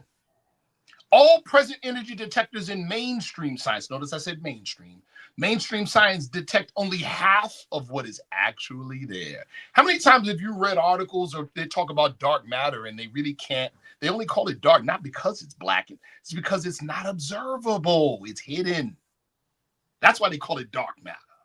Not because it's black, not because they could see it, because if they could see it, they wouldn't call it dark matter. They'd call it matter. Understand? Mm-hmm. It's called dark matter because they can't observe it. They can only infer its observance by its reaction on what they can observe, which is regular matter. See? So mainstream science, their energy detectors can detect only half of what's actually there. Mm-hmm. And what are they detecting? The scattering electromagnetic energy. They're not detecting the inward folding hidden energy at the 0 point. See? They can only detect what we call entropy. That's matter going from organized to disorganized. That's called a discharge. Get it? All present regular energy detectors are limited to sublight speed energies and substances. So remember what I said, if we're going to be able or gain the ability to engineer matter, physical reality, we have to be able to influence phenomena at the faster than light realms. So here are the principles of subtle energy observation. In other words, scalar. Who said scalar before? There you go. Scalar means faster than light, people. Mm-hmm. Principles of subtle energy observation. Number one, they must use 2 stages in detection. It's going to mess you all up, bro. 1, they must use 2 stages in detection. They must turn virtual energy into observable. What does that mean? I'll just cut right to the chase. It means slowing down. First of all, it must be able to observe things that are going faster than light. And then the idea of turning virtual energy into observable, it must be able to slow down higher, faster than light speeds into light and sublight. It must unfold hidden electromagnetic energies. And then it must be able to curve local space-time. We'll get back to that piece. Curve local space-time. We'll get back to that. Then in the second stage, what you've unfolded out of the matrix or out of the flux, out of 0 point, out of the vacuum, you have to now have the capabilities of a regular energy detector. You got to be able to detect what you brought out of the flux. And then you have to be able to shield both stages from outside regular electromagnetism that may interfere with the observation of the experiment. And it must detect entities or any entity which will change with a change in the rate of flow of time. Okay? This is deep stuff. This is deep stuff. Next slide. Here we go, Rich. Here's the answer to your question. What is the quantum operator? A quantum operator, according to quantum mechanics, is something that is capable of first detecting and observing what? Scalar phenomena, faster than light, higher dimensional phenomena. 2, it must be capable of then modifying said phenomena to bring it down to the tangible 3D manifestation. Well, what does that, people? The human mind does it, people. The human mind is the quantum operator. You hear me? The human mind is the quantum operator. The human mind can transduce scalar energy from the higher dimensions down to be used on 3 dimensions. Don't you know that that's what right brain activity does or is designed to do? Left brain activity is the filter that filters what comes in from right brain, and we decide what can be used and what can't be used. This is why you have children with natural psychic abilities, natural pyrokinetic abilities, natural telekinetic abilities, and they get socialized out of it because their parents and society tell them that's nonsense and it's not real. We end up modifying their left brain. The Elijah Muhammad called it sticking needles and pins in your children's head. See? This next level, Sharif. This next level. This next level. No, I'm for real, man. This is the next level. Yes. But again, remember, like we said earlier, yeah, human thought power is the quantum operator. Yes, it is the thing, the instrument, the device of the human spirit that can do what? That can cause a probability in the quantum field to be brought down to a physical reality, to an event, that can convert a probability to an event, that can convert wave function to particle function. See? That's it. That's it. But it must be trained and focused and developed. Like I said earlier, just because you got thoughts in your head don't mean you thinking. And just because you can think doesn't mean you can do this. That's just like, okay, I got triceps, I got muscles, I can bench press 500 pounds. Yeah, right. You can try. You know, now eventually you can bench press 500 pounds, but you know what you got to do it, don't you? You got to build up, don't you? You got to build up. And that's another thing that put us to sleep. Since we were taught that this is reality, we'll build this before we build this. We're not taught that we could build this the same way we build this. See? That's what we're not taught. But the difference is this. We could build this, great, but this has limits. Why? Because it's temporary. We could build this. This has no limits. You hear me? And this, we can build to the point where it affects this. Does that make sense, people? Yes, no, yes, no? Oh, yeah. Praise the Lord. Next slide. Let's go. Oh, yeah. Give me a second. Okay. Y'all heard of this, haven't you? Yep. Gateway. That, remember the dude I sent you? They said they got it from him. Yes, correct. Yeah. Correct. Yeah. Correct. And I mean, he was one of the people that worked on it. Hal Puthoff worked on it. Russell Targ worked on it too. I know Hal Puthoff. I have a relationship with Hal Puthoff. Okay. Right? But they all worked on it as well. The CIA Gateway program was not a program of the CIA itself, but rather a declassified CIA analysis and assessment of the Monroe Institute's Gateway experience, a training program using binaural beats and sound frequencies to induce altered states of consciousness for purposes such as expanding awareness, out-of-body experience, and potential applications in intelligence. Then it says, though no robust scientific evidence supports these claims. That's not true. The CIA document dated 1983 explores these concepts, which were developed by Bob Monroe and his institute, the Monroe Institute, using guided meditation and sound to explore consciousness and its connection to the holographic nature of reality. Notice it says guided meditation and sound. Now, there are many different approaches. All roads lead to the top of the mountain. There's many different approaches. Sound is one of them. Look up the word hypogeum, and somebody in the audience, look up the word hypogeum. Hypogeum. Look up the word hypogeum. Tell me what you find. The point of me bringing this up is this, people. Remember what we said about what can alter physical reality is the quantum operator. And what is that? Human thought, but it must be trained. What do we have here? Evidence that at least once in the modern era, intelligence communities were engaged in exactly this.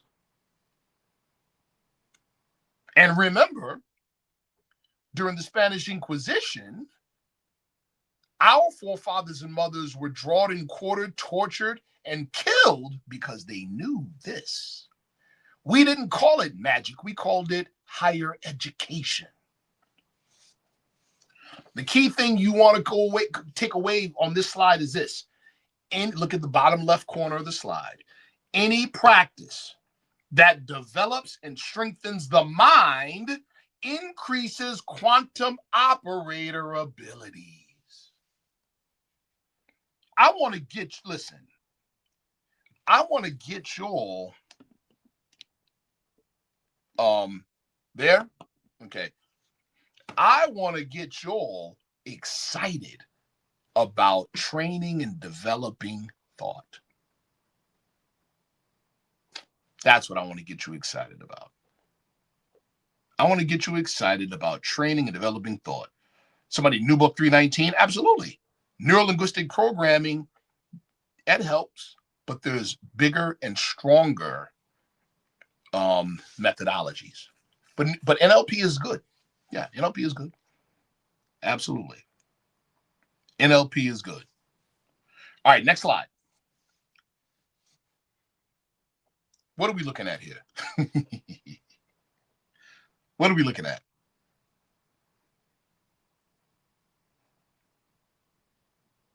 What are we looking at? Who can tell me? Well, we see Baphomet there. Yeah, definitely see the Baphomet. What else you see?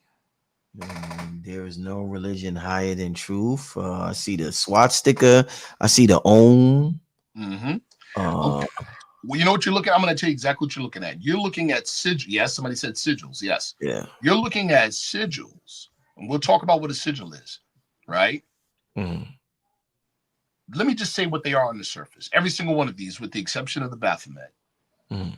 every single one of these are logos for modern day secret occult orders. Mm-hmm. But based on what I've been saying up to this point, somebody said sigil. Okay, yes, it's a sigil. So, but based on this topic, what is a sigil, people? A sigil is a magical machine. A sigil is a two-dimensional 3D shadow of a higher dimensional machine. Y'all hear what I'm saying? That means literally having it in your possession will give you certain effects from the higher dimensions. See, a lot of this stuff, we just see it as, and we think it's just art, or it just looks cool. You understand? Inner Quest 28 said similar to a veve. It's exactly what a veve is. You're looking at a machine, people. But just like Rich's shadow that his arm created, that's what you're looking at. Mm. Okay. But I can learn some things about Rich's arm by looking at the shadow, can I? Mm-hmm. All right, there you go. These are magical machines, people. That's what a sigil is. Because remember, thoughts are things. Thoughts are devices. Especially if you have something to assist in the solidifying of the thought. That's what you're looking at.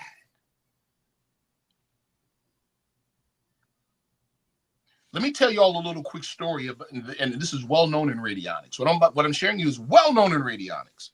So you got an electrical machine, and what I'm saying to you actually happens. Not happened, happens. This individual a while back, years ago, he built a radionics machine based on a particular blueprint. He built the machine, plugged it in, doing his thing, it's working. And we're going to talk about some of the capabilities of radionics in a second, right? Built the machine, it's working, it's doing what it's supposed to do. One day, his son unplugged the machine. Guess what? It still worked. It still performed its function. And he realized, he said, oh my God. So guess what he did? He pulled out the blueprint on paper. He pulled out the blueprint. Guess what happened? It worked. Remember what this is called? Consciousness assisted technology. His work with the machine, when plugged up, developed the consciousness to the point where he didn't need the machine, people. You hear me? So would this be the technology they used during the times of Atlantis? This literally is Atlantean tech. Technology, yeah. It's literally that. We're talking about things that were in during the Atlantean time was considered, yeah, okay, normal. Normal, yeah. Normal. You understand? Yeah. Next slide. Wow. Yeah, look at these people.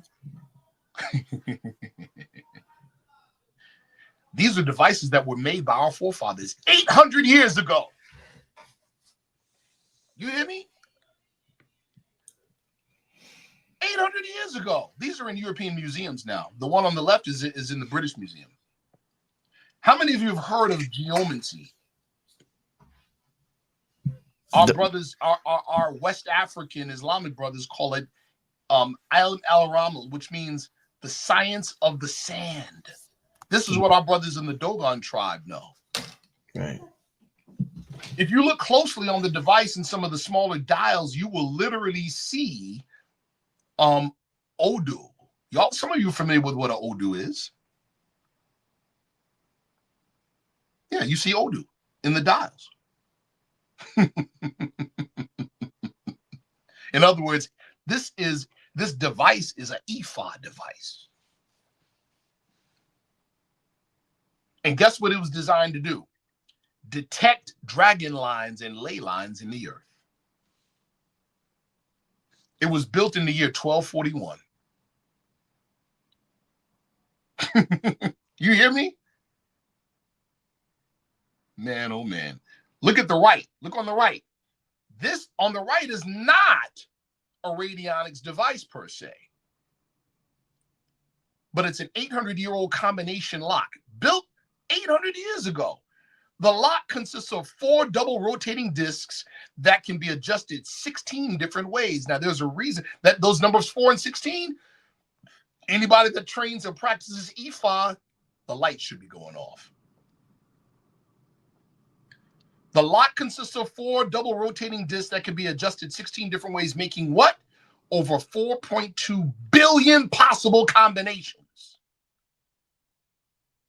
You see this?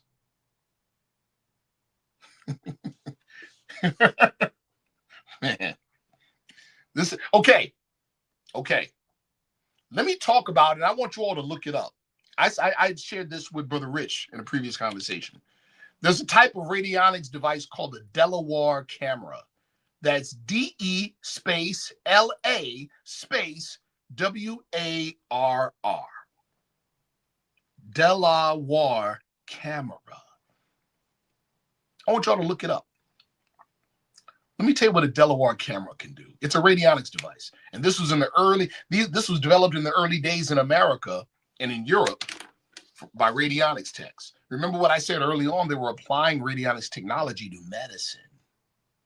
Let me tell you what a Delaware camera can do, people. They can take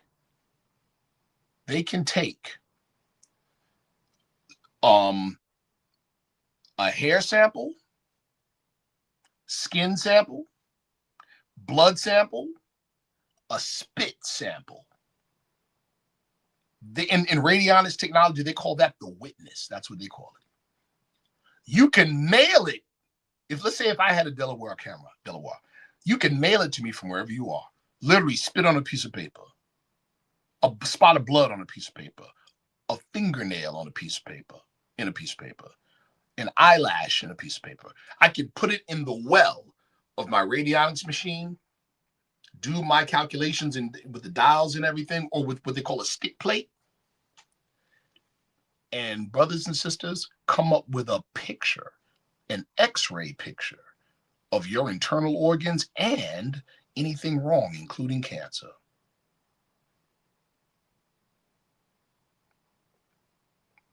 And the picture looks clear like an X-ray. I know it's hard to believe, but you do the research and you tell me what you find. They were doing this in the 40s. Now you see why it was outlawed and it's made illegal. There's only one radionics patent that exists in the United States. Only one.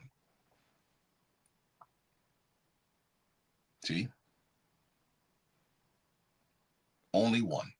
You all have heard the quantum physics term, spooky action at a distance. Am I right?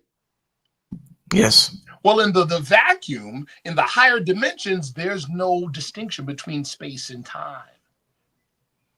That's why you hear the term spooky action at a distance, because the way it looks to us in 3 dimensions is that you did something here and something took place over there. But in the higher dimensions, they're connected. They're not separate. Make sense? Where that ripple. There you go. You got it, brother. That ripple. And remember we said, we can develop a physical device. It could be a piece of artwork. It could be a sigil. It could be an actual machine that you're looking at here that helps to focus the consciousness to the point where we can stabilize the ripple. And then do what? Move the stick in the water so that we change it. Understand? Oh, yeah. Oh, yeah. Okay. So guess how they were also using radionics devices?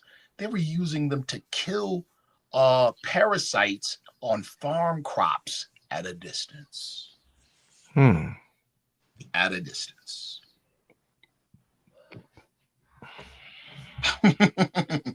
Remember what I said? This is edgy info.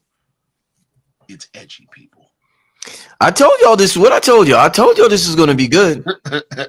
I told y'all. Now let me show you further why it's edgy. Next slide. Yeah.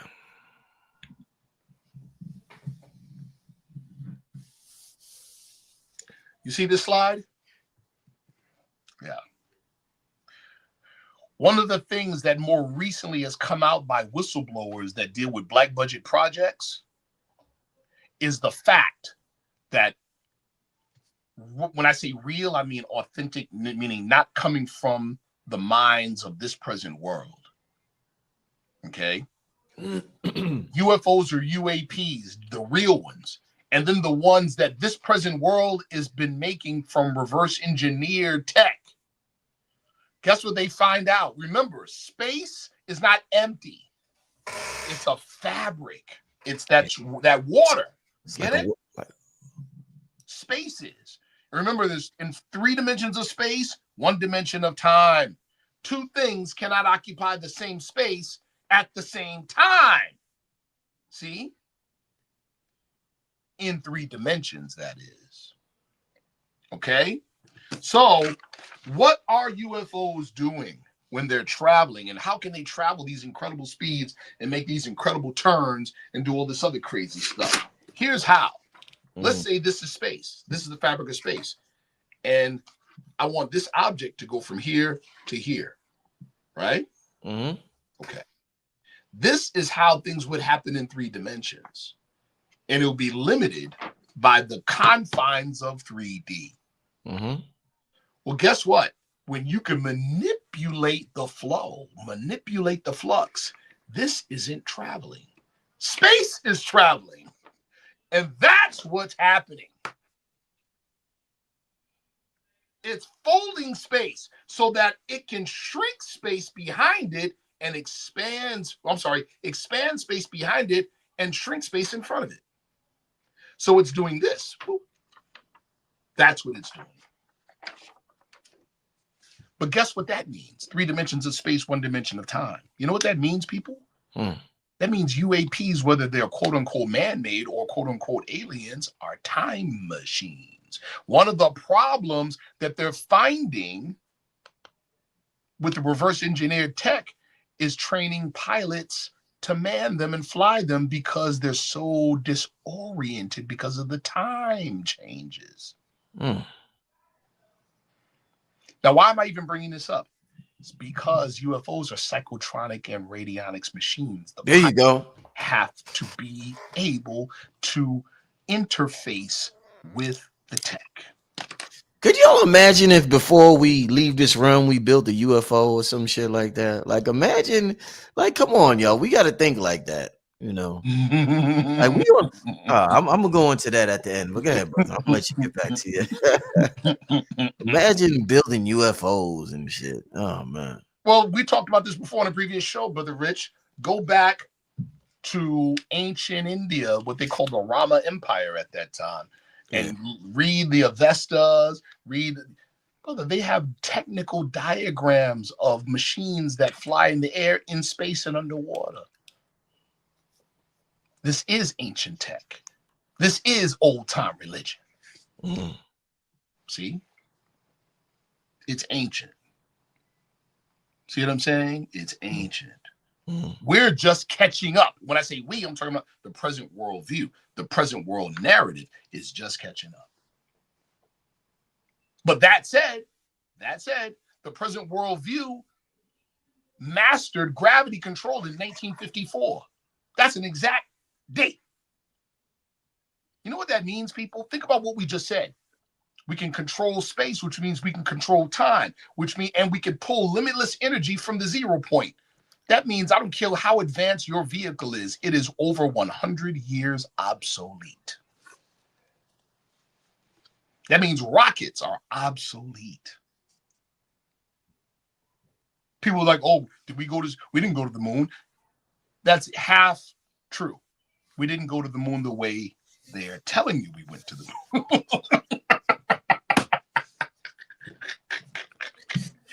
See? Yeah, we didn't go to the moon the way they are telling you we went. There you go. UAPs or UFOs are both time and space vehicles and are radionic devices. Yes, they are. Yes, they are. So if you begin to engage in the development of thought, you are lining yourself up potentially to be pilots. Remember earlier when I showed the slide of the different secret occult orders? In a previous show, Rich, and I'm going to repeat it, I mentioned that there's a direct tie between secret order, occult orders, and high-level special access black budget projects. Yes, there is. Now you guys see why. See? Now you see why. Because any school or institution that holds as its primary objective the development of the mind and the development of thought, there you go. That is the quantum operator. Okay, you get it now? Next slide.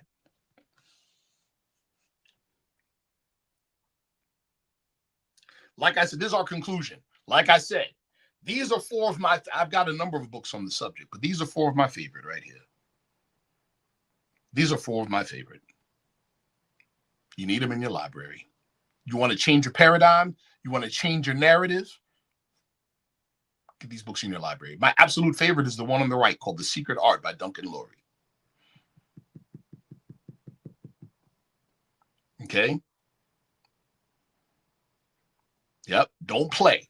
Listen, I'm buying all 4 tonight. Because we starting this tech thing. So I gotta be razor sharp. And not just because of that. I resonate with, like I said, family, this is the topic. I said, oh shit, I need to get this brother on the channel. Yes. He was talking about 2 years ago, family. It took me a year to finally get in touch with him. A whole year. Because I seen him talking about it again. And I say, yo, my spirit really wants me to get in touch with this brother. So I finally got in touch with the brother, and that was the start of Brother Sharif. But it was this topic, radionics. And it's no coincidence that after I started this technology community that I just started on Discord, that we're having this conversation. Right. Oh, family. I'm gonna let you finish, then we're gonna talk about that though. But go ahead, Sharif. All right, last thing. So one of the last things I'll bring up. You all are familiar with the late spiritual genius Malidoma Some. Yes? Y'all know who Malidoma Some is, right? Malidoma Some was a very powerful African spiritual man that was known all over the world. He actually was invited to speak in the Vatican by the Pope himself. He told us personally what took place when he went to speak. We said when he got done speaking, it was total silence and nobody said anything, right? So why do you think that they asked you to come? He said, I think they asked me to come because they wanted to know if I was the real deal or not. So why do you think they were silent, didn't clap or applause or say anything afterwards? He goes, because they realized I am the real deal. That's what he said. One of my close colleagues and friends took initiation under Malidoma Some, right? Now, listen to what I'm about to tell you. Now Malidoma Some, let me tell you where he's from. Now he died. He died. And okay, hold on. I have this actually recorded. It was a private meeting with some of his initiates, and all of them happened to be us, brown skin. And he said at that time, and you all have heard me say this before, he said, I understand now why I'm here. I'm here to help arm you all in your fight. He said, you have your ancestors on the other side waiting for instructions. And this one sister said, well, why don't they answer us when we pray to them? And you know what he said? They don't recognize your voice. You're not using your command voice. You sound like slaves. That's what he said, right? Now, he also said this. He said, I'm here to arm you. Arm you. You hear me? When he died the same year that our brother, Ibrahim Traore, said enough's enough and started to organize Niger and Mali against France. Y'all hear what I'm saying? Guess where our brother Malidoma Some is from? Burkina Faso. This is not a game, people. This is not a game. You hear me? Now, this is the thing I wanted to say about Malidoma Some. At one point, some of his elders came to visit him in his home. And they came to tell him, they said, listen, you know, you're under attack. There's forces working against you. He said, yeah. He said, yeah. They said, yeah, we don't think you really know the extent. They took him outside of his own house to his front yard and took a shovel and in the corners of his yard dug up radionics devices buried in his front yard. You hear me? Remember what these devices do, people. Wow. Okay. So there are magicians, warlocks, and witches all over the world right now that are using and building custom radionics devices to greatly amplify their work, either for us or against us. There you go. We better get in the game.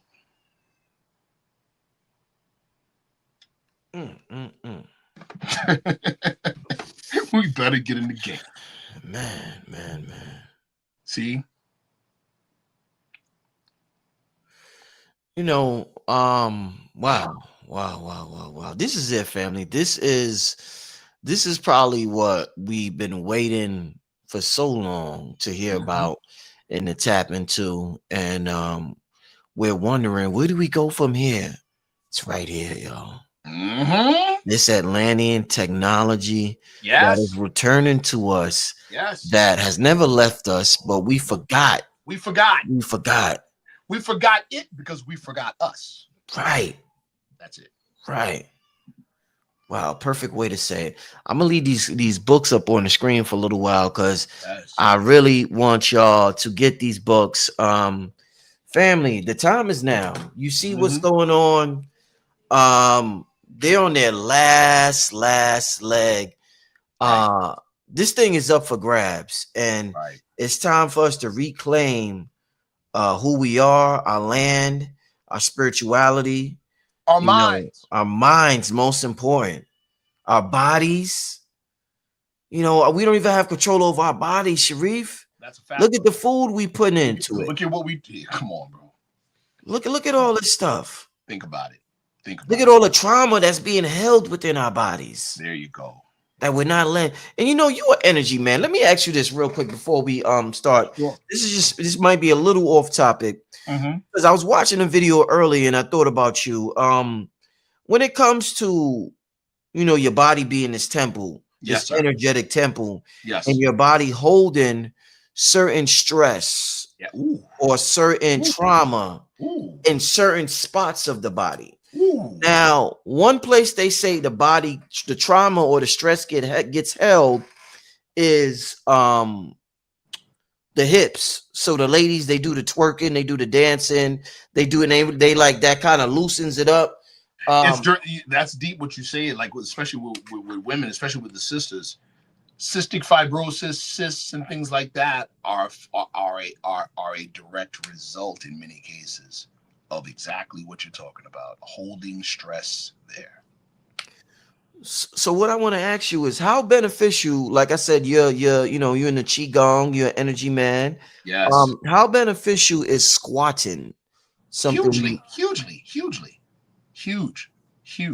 Think of it like this. Watch this. Okay. Think about two magnets. If I got them far enough apart, the fields don't touch. How do you know the fields don't touch? Because you don't feel the pull or the push. Get it? Mm-hmm. But when you bring them closer, you feel either the pull or the push, depending on what polarity you have facing them, right? Okay. Why is it that if I want to push Brother Rich down, I have to lower my center of gravity to push him? And for him to resist being pushed, he has to lower his center of gravity to resist. Why is that? I'm gonna like this answer. I have a feeling I'm gonna like this answer. Why is that? Because your spine, remember, the body is iconic, people. It's a physical representation of the universe, but not just the physical universe, the higher realms too. Why do you think you got 7 chakras? And why are there 7 planes of existence? You have a presence on all 7. Understand? So there are physical plugins to the higher and lower dimensions in your body. So when you squat low, the dimension most closely associated with Earth is brought into closer proximity with Earth. Mm. And for every action, in this case, dropping the center of gravity, there's an equal and opposite reaction, more power. Damn. See? Shit. Yeah. So when you sit lower, sit the spine or the base of the spine lower to the earth, you're bringing it closer to Mother Earth. Mm-hmm. And what does Mother Earth do? Takes your bad stuff and gives you good stuff. Mm. Isn't that what trees do? Because of their roots? Isn't that what grounding exercises do? See? Hold up now. So, Sharif, man, this sounds crazy. So if I'm squatting in the grass. Listen, brother. And this is for any of the older brothers, especially if you're over 50 or some nowadays over 40. What I'm grounded with my ass or something, man? No, it's not that. It's the perineum. It's the point below the tip of the spine. No, I get it. Yeah, what people call the taint. Yeah. You bring that space in closer proximity to the earth. I love it, man. I love this stuff. This is real. We gonna return to all of this, Sharif. We gonna return to all of this. We gonna return to all of this. Mm-hmm. Let me remind y'all, because I'm gonna get to some Q&A. This absolutely magnificent presentation from the brother Sharif. Appreciate you. We are returning. Somebody said, "Ask the grass." Ask the For sure. grass, indeed, For sure. indeed. Ask the grass. Gives a whole new meaning to touch some grass. You know what I'm saying? A whole new meaning. That's a new movement. Put your ass in that grass. Right. We got all types of new movements happening now, y'all. Yo, okay, I'll share something else real quick. Those of you that are flexible enough to do the full lotus position, now you know why the lotus position was designed. Oh, okay. Because it puts the perineum point directly in contact with the earth. Right. Matter of fact, let's talk about another magical machine technology. In one of the orders I belong to, it's called the Copper Mysteries. We've talked about this before, right? So we could do a whole show on the Copper Mysteries, bro. A whole show on the Copper Mysteries. But that said, right, there is an alternative to placing the perineum directly into the ground to absorb the yin earth, mother earth energy, the yin mother earth energy into the body. What you do, and there's a particular ancient martial arts school called the Mo Pai. Mm-hmm. That's where I learned this from. They would get a stake made of copper, put it in the ground, and copper wiring, run it into the home onto a copper plate that you sit on. Okay. Yeah. Okay. Yeah. So family, before we continue, family, what we're learning here today, just real quick, let me share something with y'all. Sharif is going to be a part of we got a technology group happening on Discord for everybody who joins. Hold up, let me share this with y'all. Who joins the we got the AI Master Workshop happening November 1st and 2nd. Beautiful. It's a weekend with Seven Bomar speaking Saturday, Red Pill speaking Sunday. We also have a Discord community chat. Brother Sharif, a lot of people's going to be a part of that chat. I already started it, but we're going to get things really officially running by Monday. I want y'all all to be a part of this chat. It's going to be this group, this community, and this workshop. We are getting ready to engage in something that has never been seen before, where we're merging, or we're going through different levels of technology. We're going to artificial technology. After artificial technology, we're going to go to radionics. After radionics, we're going to what's that? The ham radio. I'm going to get what's his name? Aton Edwards is showing me how to get certified right now. And we're gonna be able to function on, listen, artificial intelligence. We're gonna know how to function on the matrix, in the matrix, make money, do what we gotta do, be the algorithm, not be a victim of the algorithm. With the ham radio, we're gonna know how to function outside of the matrix. There you go, brother. With radionics, we're gonna tap back into Atlantean technology. We are going to bypass Elon Musk and the rest of them. Real talk. If this is consciousness assisted technology, who's tapped into the life spectrum the most? Come on now. Who's going to have the most? Come on, y'all. So I'm combining all of these. It's starting with AI first. We're going to keep this group going. It's going to be huge. Yeah. So let me share the link with y'all. The only way to be a part of this is to sign up for the AI Masterclass. We want people who are serious about this thing and who's going to know each level of technology. So make sure you sign up for the AI Masterclass. Whoever signs up tonight, what date is this? This is November 1st and 2nd. But whoever signs up tonight, you will get the link for the Discord within 24 to 48 hours. But like I said, we started it, but we're going to get really, really rolling on Monday. Somebody said, Rich, I had no idea. That's incredible. Yeah. This is these downloads. I'm Radiohead, y'all. This is these downloads. This is the perfect time. Listen, we're talking about getting back into radionics now. Come on now. Come on, this next level. Sharif going to be the head of the radionics department. Red Pill going to be the head of the artificial intelligence department. Aton Edward King Simon is going to be the head of the ham radio department. Yeah. Rich, I want to show you all something, you know, and something just moved me to show it to you all, because it's one thing for me to say it. Yeah. Let me show you all something. Okay. All right. Come on. There's certain books and publications that you just can't get publicly, people. Yeah. Because you got to be a part of something to even know it exists. So I've mentioned a particular order that I belong to.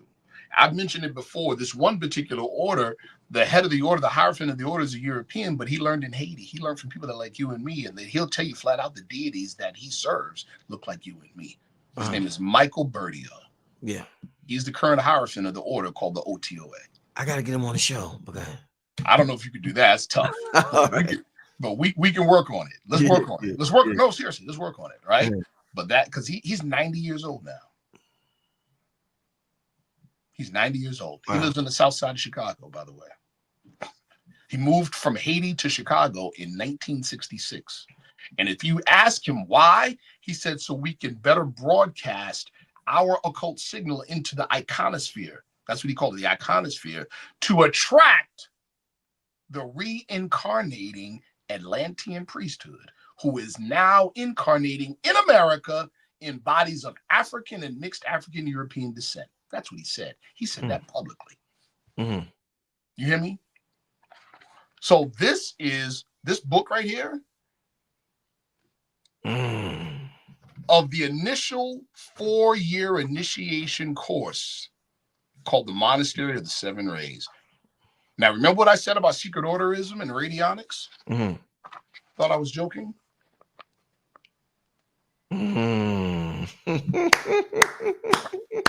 Hold on. Thought I was joking? Yeah. All right.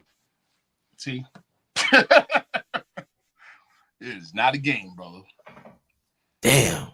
It is not a game. Wow. So that's not for sale on the internet right there. That one right there.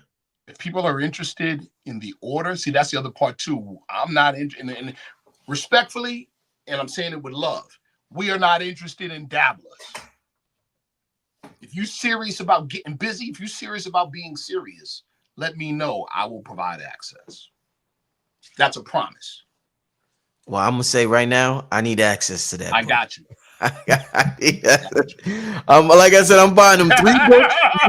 Them 3 books. I'm getting it right after, but I could feel it. I don't not only feel it in the air, I feel it in my whole being. Yes. This radionics movement that we getting ready to begin. This technology movement that we getting ready to begin. If you just came in, let me show you something. Let me show you something. I've been showing you a lot. I said that like every 5 minutes. I'm like, let me show you something. Hold up. Hold up. Let me show you. Here, let's do this. A number of people in the audience are asking, how do they gain access? Let's organize. Listen. Let's organize a formal mentorship for the order. Right? Okay, let's organize a formal mentorship. And the organizer, we make Brother Rich. So if you're interested, you let Brother Rich know. And he'll organize and we put it together because it's already, the mentorship program is already put together. Indeed. It's already done. So like Prophet Noble Drew said, if I say I'm gonna do a thing, I've already done it. So it's already ready. Love it.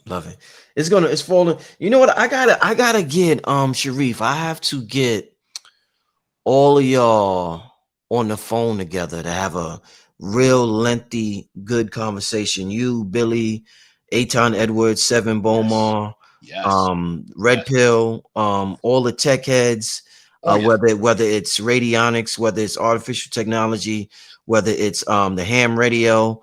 I need us to all get on board and at least talk once a month.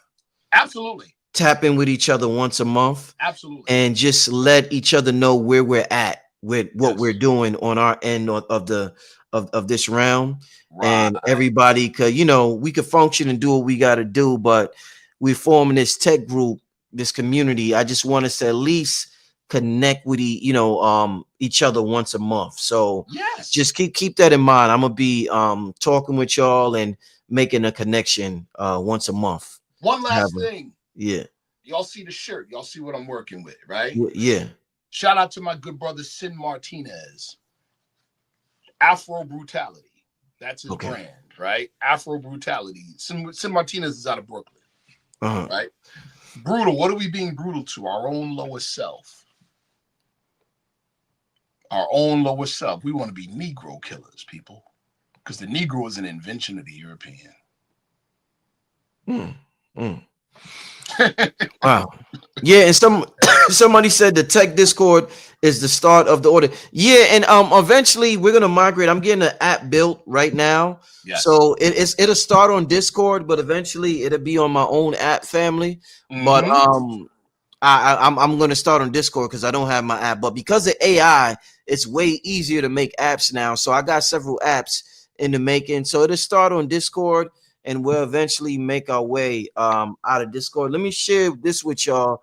If you came in late, right, let me show you something. A movement that we're forming, focused around technology, the Carbon Code Collective, and it's going to be, as you can see, it's interesting enough.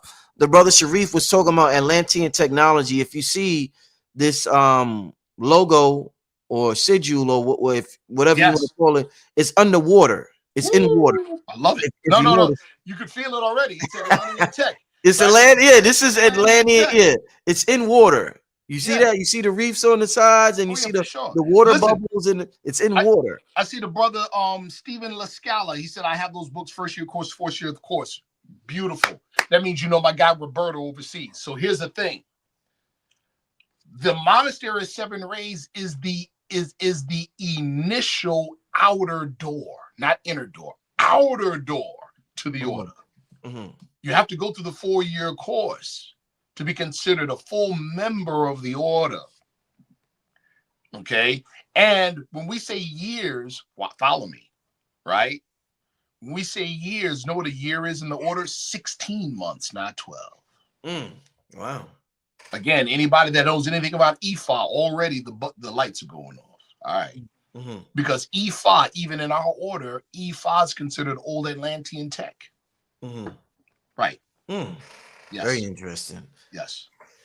So what would Sharif, what would the wearing, and I talk about this a lot because certain things, hold on, let me get this. Certain things resonate. Hold up. Certain things resonate with me a lot. And when they resonate with me, that's when I want to talk about them, or I do shows with them. Yes. And I often talk a lot about the mask. So what type of tech is this? What type of technology will you consider it when our ancestors and we? No, those are radionic devices, brother. These are radionic devices. Absolutely. Okay. Absolutely. We did a little miniature experiment when I had the one picture up, and I said, okay, you guys, take a look at the picture and gaze at it. And the longer you gaze at it, the more data and information came to you, didn't it? Yeah. Right. Yo, family, for real. I'm super duper. This is huge. And this is genuine. This is authentic. This just isn't a internet trend.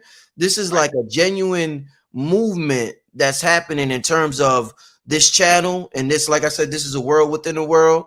Yes. So yeah, shout out to anybody who just got their tickets. Make sure you get your ticket.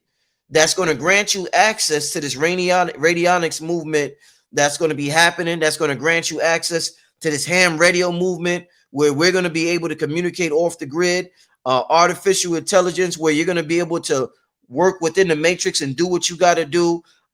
Tap in, get your ticket, family. Correct. It's going to be something you've never, ever seen before. All right. Fact. But this was incredible, Sharif. Yes, this sir. is I what appreciate the opportunity. This is why my spirit when I seen you 2 years ago, my spirit was like new, because time is, my spirit knew 2 years from now, y'all gonna be talking about this thing, and it's gonna be so yeah. So my spirit, I'm like, I know that. And again, brother, you're a kingmaker. One of the reasons is because you're in tune with the cycle to a degree. You're in tune with the cyclical nature of time, and you actually listen to it. Yeah, but listen, and you know what I was telling the people about the show before, and I've been talking about this a lot, Sharif. Steve Jobs, they say he was an asshole to people and he used to curse him out, but he was a genius. And one thing he talked about was the signal to noise ratio. It's too much noise. We're intaking. If this is technology, our body, we're intaking two. You know, you ever turn, and I said this, if you turn a radio station, in between stations is static. Static. We're hearing, there's so much static, our internal body's like, oh my God, like what is that sound? And that turns into dis-ease, that turns into depression, that turns into You know what you uncomfortable just feeling. described, brother? What? You described the scientific definition of sin. Damn, scientific. Sin is noise. Sin is noise. Sin is discordant vibration. Damn. Wow, that's deep. That's what we teach in the Moorish Science School of America. Sin is discordant vibration. See? We say, no, we have a saying, we say shallow men judge merit by noise. Indeed. Yeah. Somebody said AI is noise too. If that's your opinion, that's great. I would say the whole internet. I wouldn't quite agree. It's at this particular stage, at the level of our knowledge, I'm talking about in the public sector, not in the deep sector. AI is a harmonic, but it's somebody else's harmonic. That's why we got to get involved. Yeah. Be the engineers. We got to engineer this thing. We have to create the algorithm. And you see what you know what they're gonna do. You know what I'm saying? You know what they're gonna do. They're gonna further their narrative. Yeah. We gotta get in the game. There's something called data bias. They had a movie that came out in 2020 that showed data bias. How when a black woman walked by, the AI couldn't even pick up on her skin tone, her melanin. It just recognized her as white. So is that something? Yeah. So there's something called data bias within this. And this is why Seven Beaumont, genius when it comes to AI and technology, he's created his own quote unquote chat GBT by the name of Sybil. So we have to support brothers, and this is why I got him to be a part of this. I need it. We on it, and this is why I'm saying, listen, like the brother said, he thinks that's noise. No problem. I want my community outside of the internet, outside of YouTube, so we could really get busy. You know what I'm saying? Everybody else, I want everybody to get busy doing what they gotta do. But listen, Brother Rich, this is a direction Brother Rich is going with his channel or whatever, and what he's doing. So we got this Carbon Code Collective movement happening. It started with the artificial intelligence workshop November 1st and 2nd, but this thing is going to keep going from there. And like I said, we're going to go from Discord, and I'm eventually going to transfer it to an app that I'm developing. Vertical integration. Vertical integration. That's exactly what it is, Justin. Exactly what it is. I hope you sign up, Justin. But family, make sure you get your ticket. But in the meantime, give me some questions for the brother Sharif tonight. Mind-blowing conversation. I'm getting all 3 books. This brother right here, when I say, I can't stress enough how important he is to this channel, to the community, and to where we're going. And what he represents is the way his mind thinks, y'all, is different. It's different. You know what I'm saying? He's not too poisoned from the internet. He's been a part of these societies. He's well-rounded. He got the discipline with the qigong and the martial arts, so it's totally different. Totally different. I'm still learning. I just want to share with people, share the path that I'm already on myself. You know what I'm saying? I'm still learning. Look, yo, Sharif. Somebody said, "Bro, Rich, I could connect you with my people in China." We gonna make that a thing, but it's gonna be where a small group of us go. You know what I'm saying? And we're gonna document it for everybody. You know what I'm saying? We're gonna die. It might be a group of 20 of us or something like that. Or we'll talk about it, but it's going to be a small group of us who engage. If you came in late, we're gonna start engaging more in international business. That's the future. So we're gonna go to places like China and places like that, and we're gonna be up. We are up. We are up. We gonna be. We are up. That's right. We are it's on and popping, y'all. Yeah. Okay, let's get to some questions. Like I said earlier, shout out to New Diamonds. I see you, sis. Peace to New Diamonds. She's always showing support in the chat. Absolutely. New Diamonds, did you get your ticket to the AI workshop? Did you get your ticket yet? You got to get your ticket to that if you did. Oh yeah, for sure.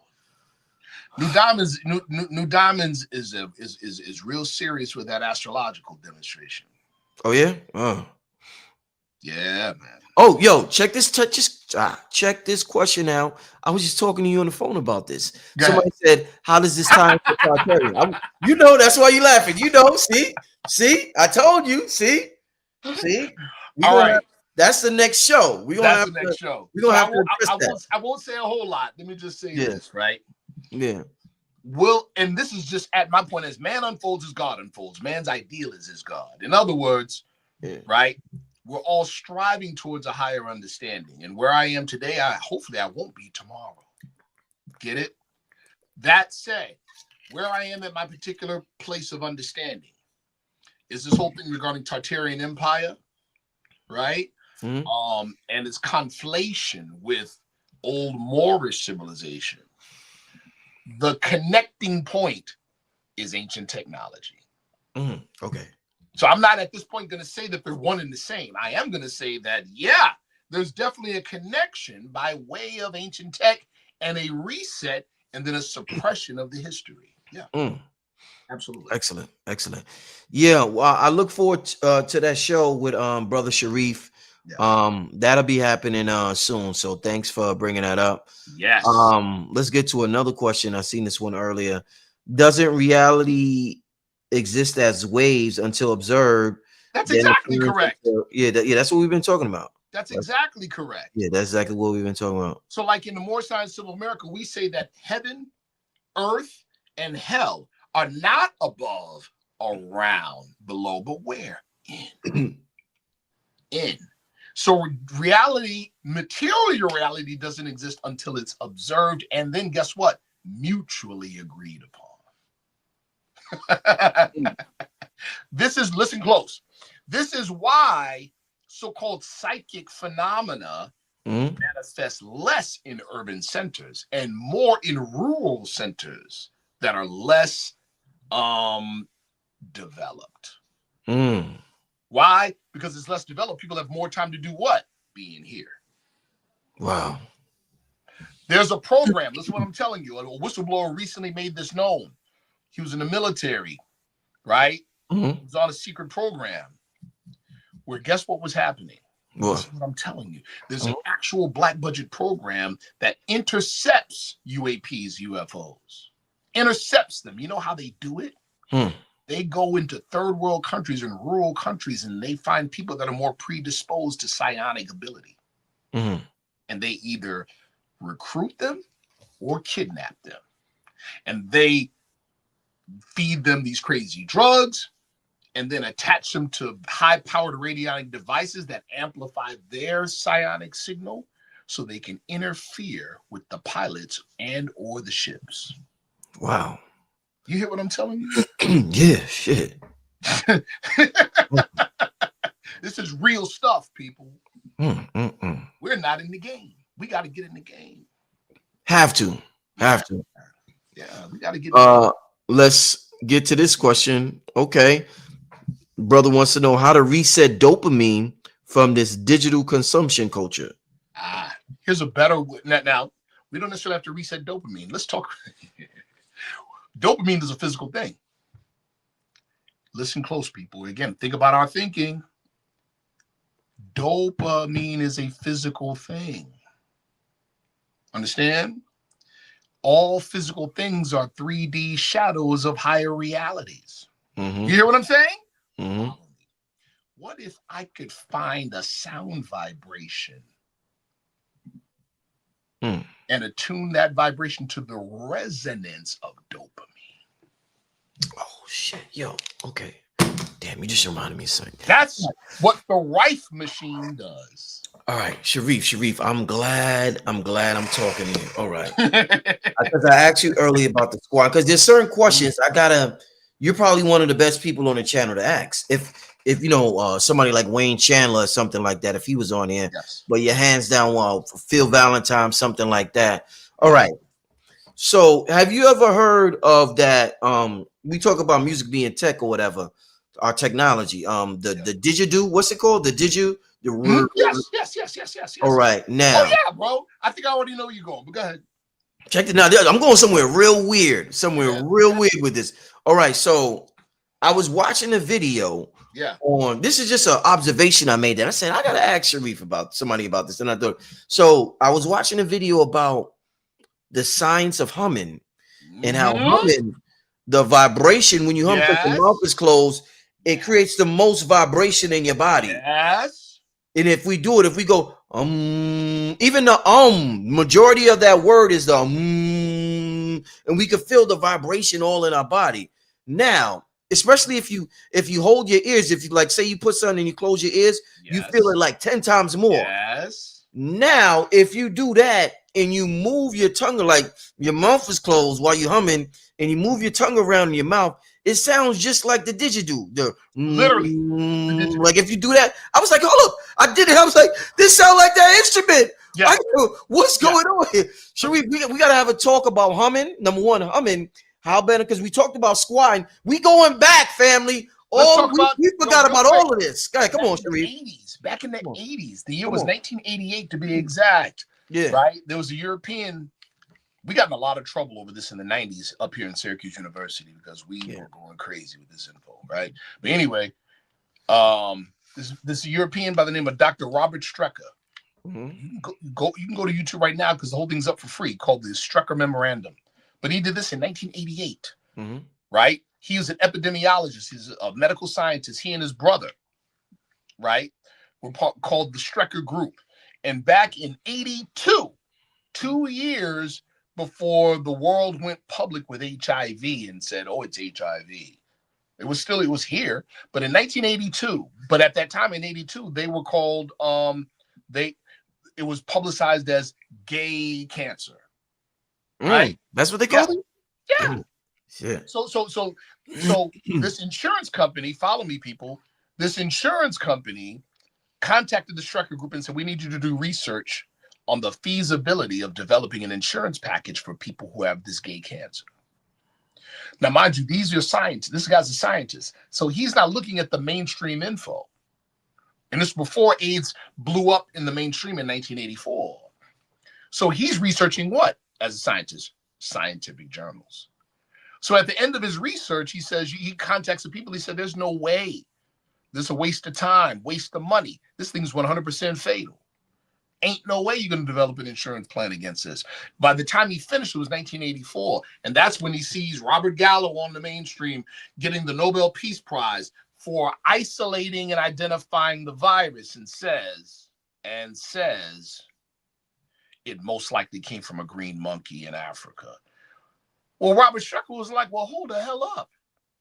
I got Robert Gallo's name on numerous scientific journal papers coming out of the National Cancer Institute that used to be Fort Detrick, Maryland, the hub of military research for biological warfare, that said it came from a cow and sheep virus that got spliced together. I still got the papers. So you see what I'm saying?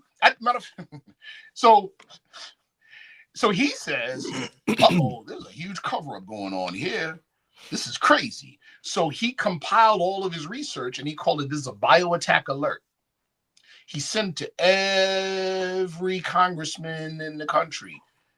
Only 3 responses. 2 of them said, interesting, but too controversial. One congressman by the name of Douglas Huff of Chicago, Illinois, you can look it up. Douglas Huff said, I'm going to see what I can do about this. Yeah, Douglas Huff ended up appearing suicide. Wow. So did Robert Strecker's brother. Now, I said all that to say this. In the end of his presentation about HIV, he proposes a treatment. Guess what the treatment is? What he said. What? He said, well, all viruses are crystal structures. If you find a resonant frequency that runs an interference pattern with the structure of the crystal, burst without destroying the surrounding tissue. What'd you say about vibration, bro? So what would you describe when you hear, like, let's say because you said that's interesting, interference pattern that would destroy the virus and not the surrounding tissue. So is that like when a singer like Mariah Carey, she breaks glass? That's literally like that's she breaks literally that's literally what it, bro. Damn. Oh, I love this. Oh man, this is dope. Wow. That's literally it.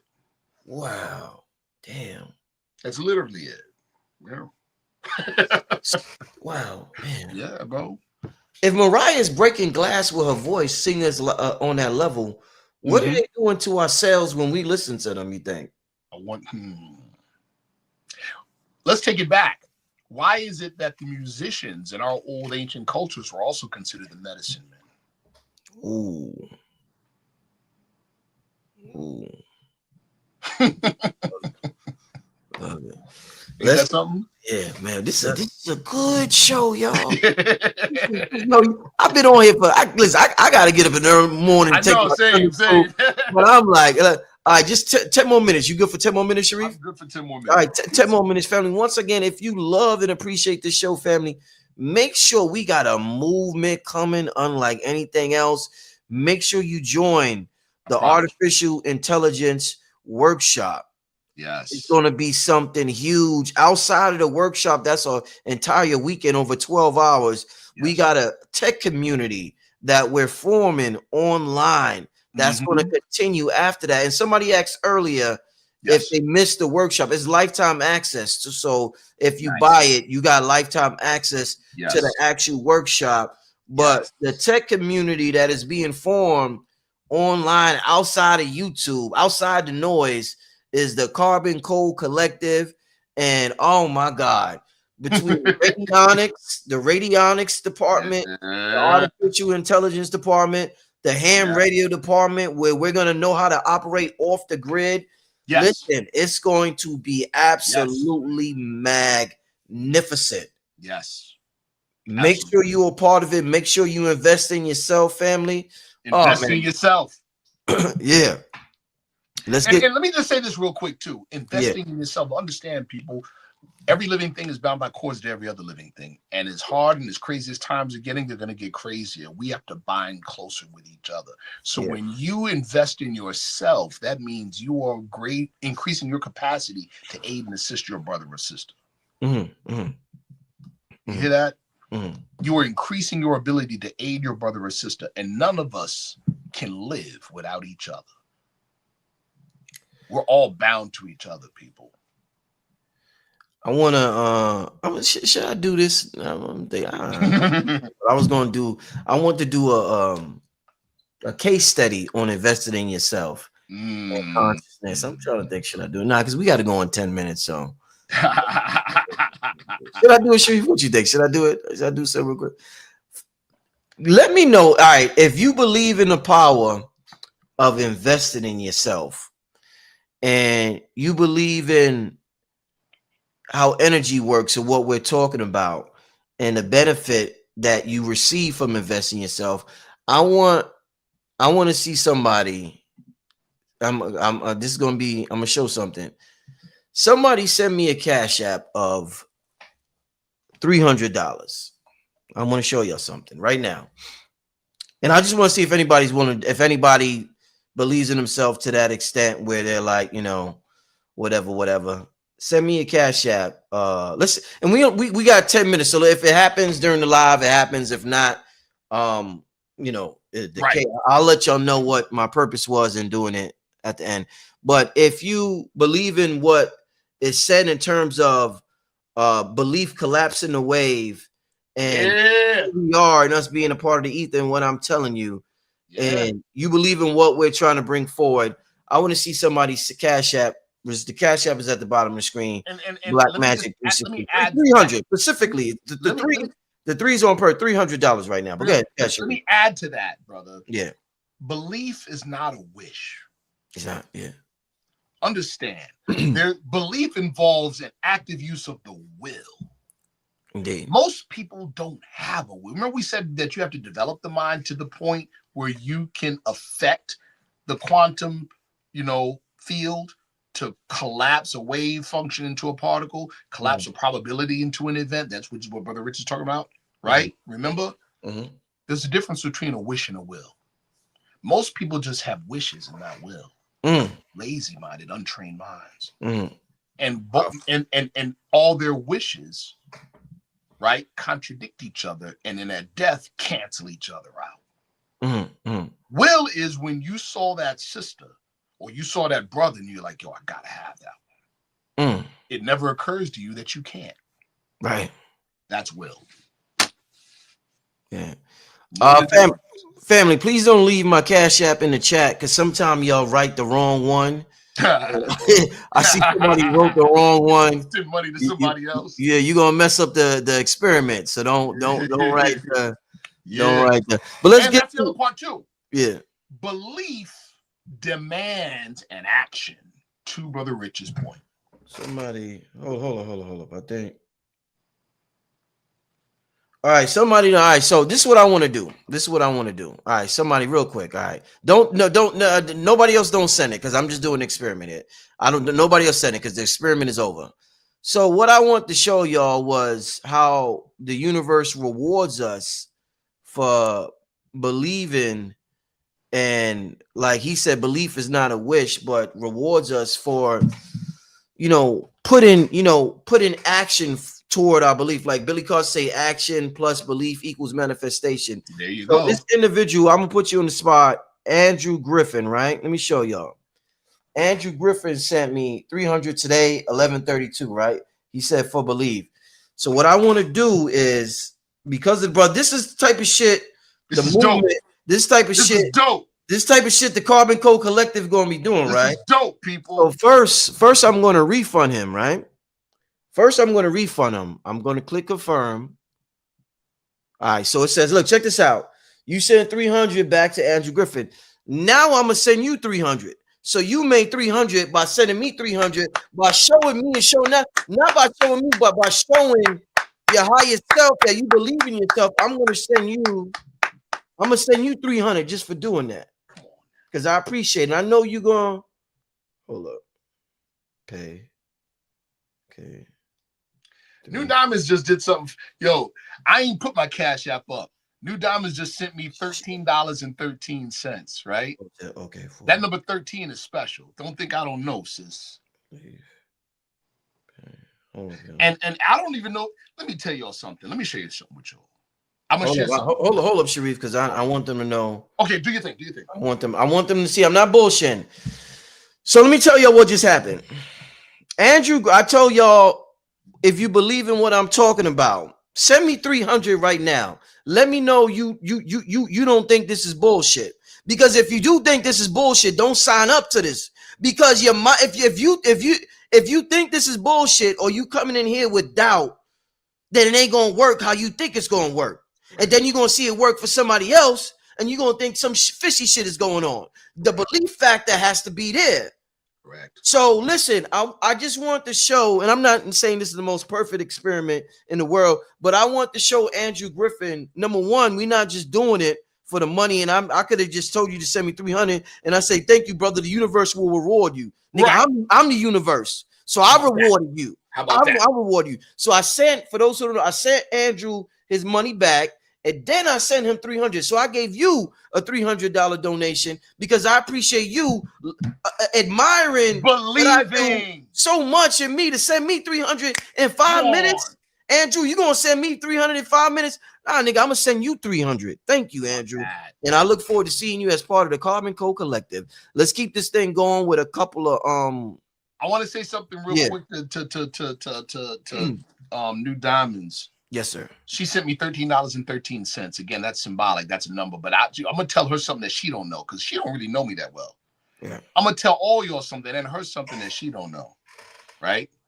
You know how remember I said, but there's a soul destiny that everybody has. Why you're here in this incarnation. Yeah. And many times we always find ourselves, even if we're running from it, our destiny, our fate, we always usually run right smack into it. Mm-hmm. Yeah. Ready? Mm-hmm. Okay, here we go. I'm about to tell y'all something that most of you don't even know about your brother, about me. Mm-hmm. That's the story of my life. The biblical Jonah, always running away from my real purpose. You told me that. Finding myself right smack in it. You told me that. So why is the number 13 so significant? We already know. 12 constellations, and the master is the center point. In Arabic, it's called al-Qutub. In other words, the pole, the pillar that everything circles around, right? The master. M is number 13. It's the 13th number, right? Mm-hmm. Okay. Well, Jesus had 12 disciples. They called him what? Master. You know the name I was born with? Christopher Jesus. Mm. Woo. Wow. Beautiful. Beautiful.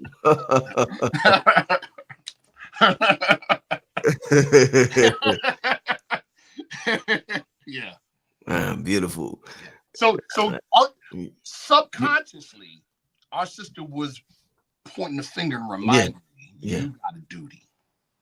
You told me that on the phone one I time. did, bro. You Yes, told me sir. that on the phone, and I was like, wow, I would have never even thought that. Yeah. And yeah, I would have never even thought that. So that's a beautiful thing right there, man. That's truly a beautiful thing. And I'm glad that, yeah, and life is about the journey. So I'm glad Yes. you're at where you're at now, and the journey was worth it. You know what I'm saying, my Absolutely. brother?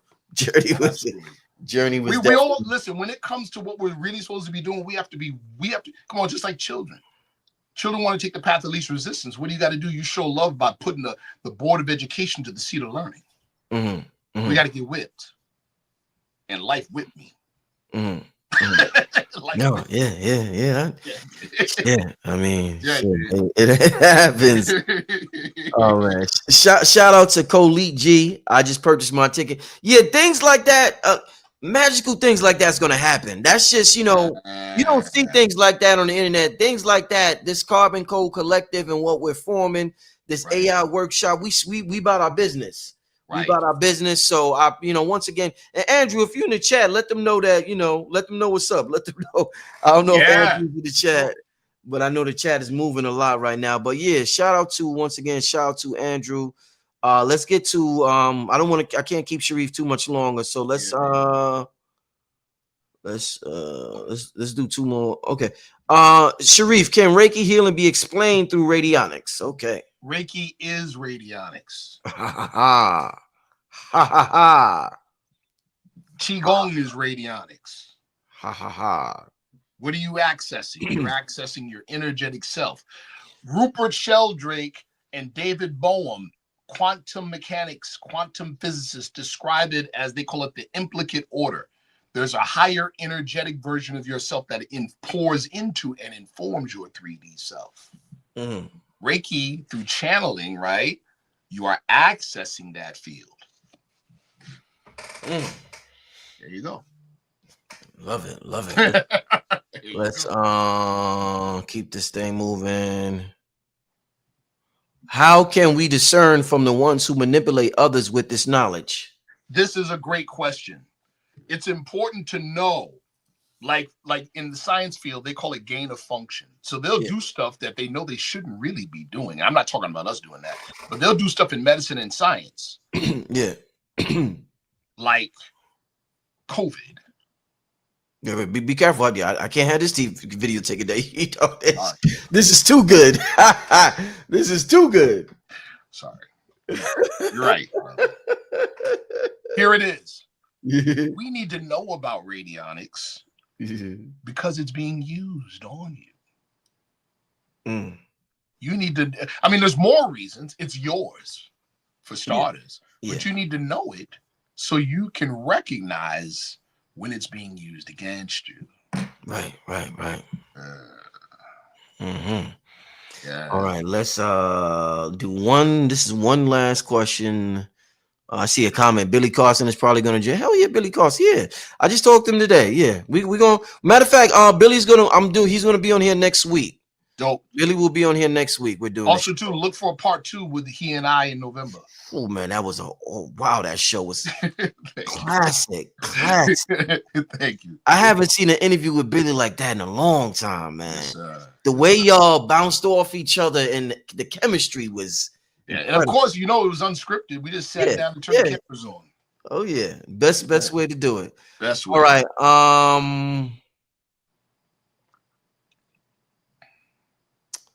Last question. I'm not going to say this one word because I don't want. But Sharif, if you could read this, can this science be used to neutralize toxin from prescription such and such from our bodies? Thank you. You see the question? The answer is it and then they, okay. Yeah, that's what I'm talking about, right? Yeah. Let me just answer it this way. Yeah. Let me just answer it this way. The initial applications of radionics and psychotronics were applied in the medical field. Yeah. And so good that, you know, the powers that be put the kibosh on it for the same reasons that JP Morgan stopped Tesla's funding. Wow. Hey man, listen. I wanna thank everybody for the questions tonight. Thank you everybody for tuning in. I just did a show before this, so thank you to everybody who tuned into the show before this. Absolutely. But amazing show tonight. Yes, Sharif, this was one for the history books. Yes, sir. You've had a couple of like amazing shows on here. Especially your first one was like, whoa, they was like, who is this dude? Right. So this was up there, even past that one. This one right here is historic because this was the beginning of the world knowing we're starting this radionics movement within this artificial intelligence movement, within the ham radio movement, and we're gonna be, you know, we taking this tech thing to a new level. Thoughts are things, people. Remember, thoughts are devices, thoughts are things, and we want to bring it down to the rate of atmosphere. We want to turn our ideas into institutions, and that's exactly what you're doing with this whole thing, bro. Yeah, definitely. I love Sharif's approach, making the metaphysical practical and making us apply it in our everyday lives. So I love that aspect of his teachings. Family, once again, I shared the link once again. Make sure you sign up for the AI Master Workshop. Is going down. Lifetime access. It's a 2-day workshop. Sharif, there's a couple of things I got to talk to you about off air. Sure. Expect a call from me tomorrow. Okay. I want to collaborate with you about something, and I got to chop it up with you real quick. So I'm going to give you the call tomorrow. All right, my brother? Sounds good, brother. Thank you so much. Absolutely. All right. Peace, my brother. All right. All right, family. I'm going to get out of here. Probably going to be back tomorrow. I'm not sure exactly with who, but I'm most likely going to be back tomorrow night. Then I'll take the weekend off. But thank you so much for tuning in. Yeah, this was truly a great show.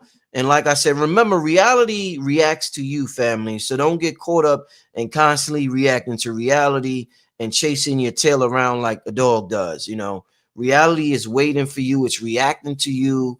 I gotta watch this one again. I'm gonna watch this one while I'm driving my son to school. I'm gonna listen to it while I'm driving my son to school in the morning because this was just that good. This was a real good one. I'm gonna order those 3 books that Sharif recommended. I'm ordering them immediately tonight. As soon as I get off here, I'm gonna go to Amazon and order them.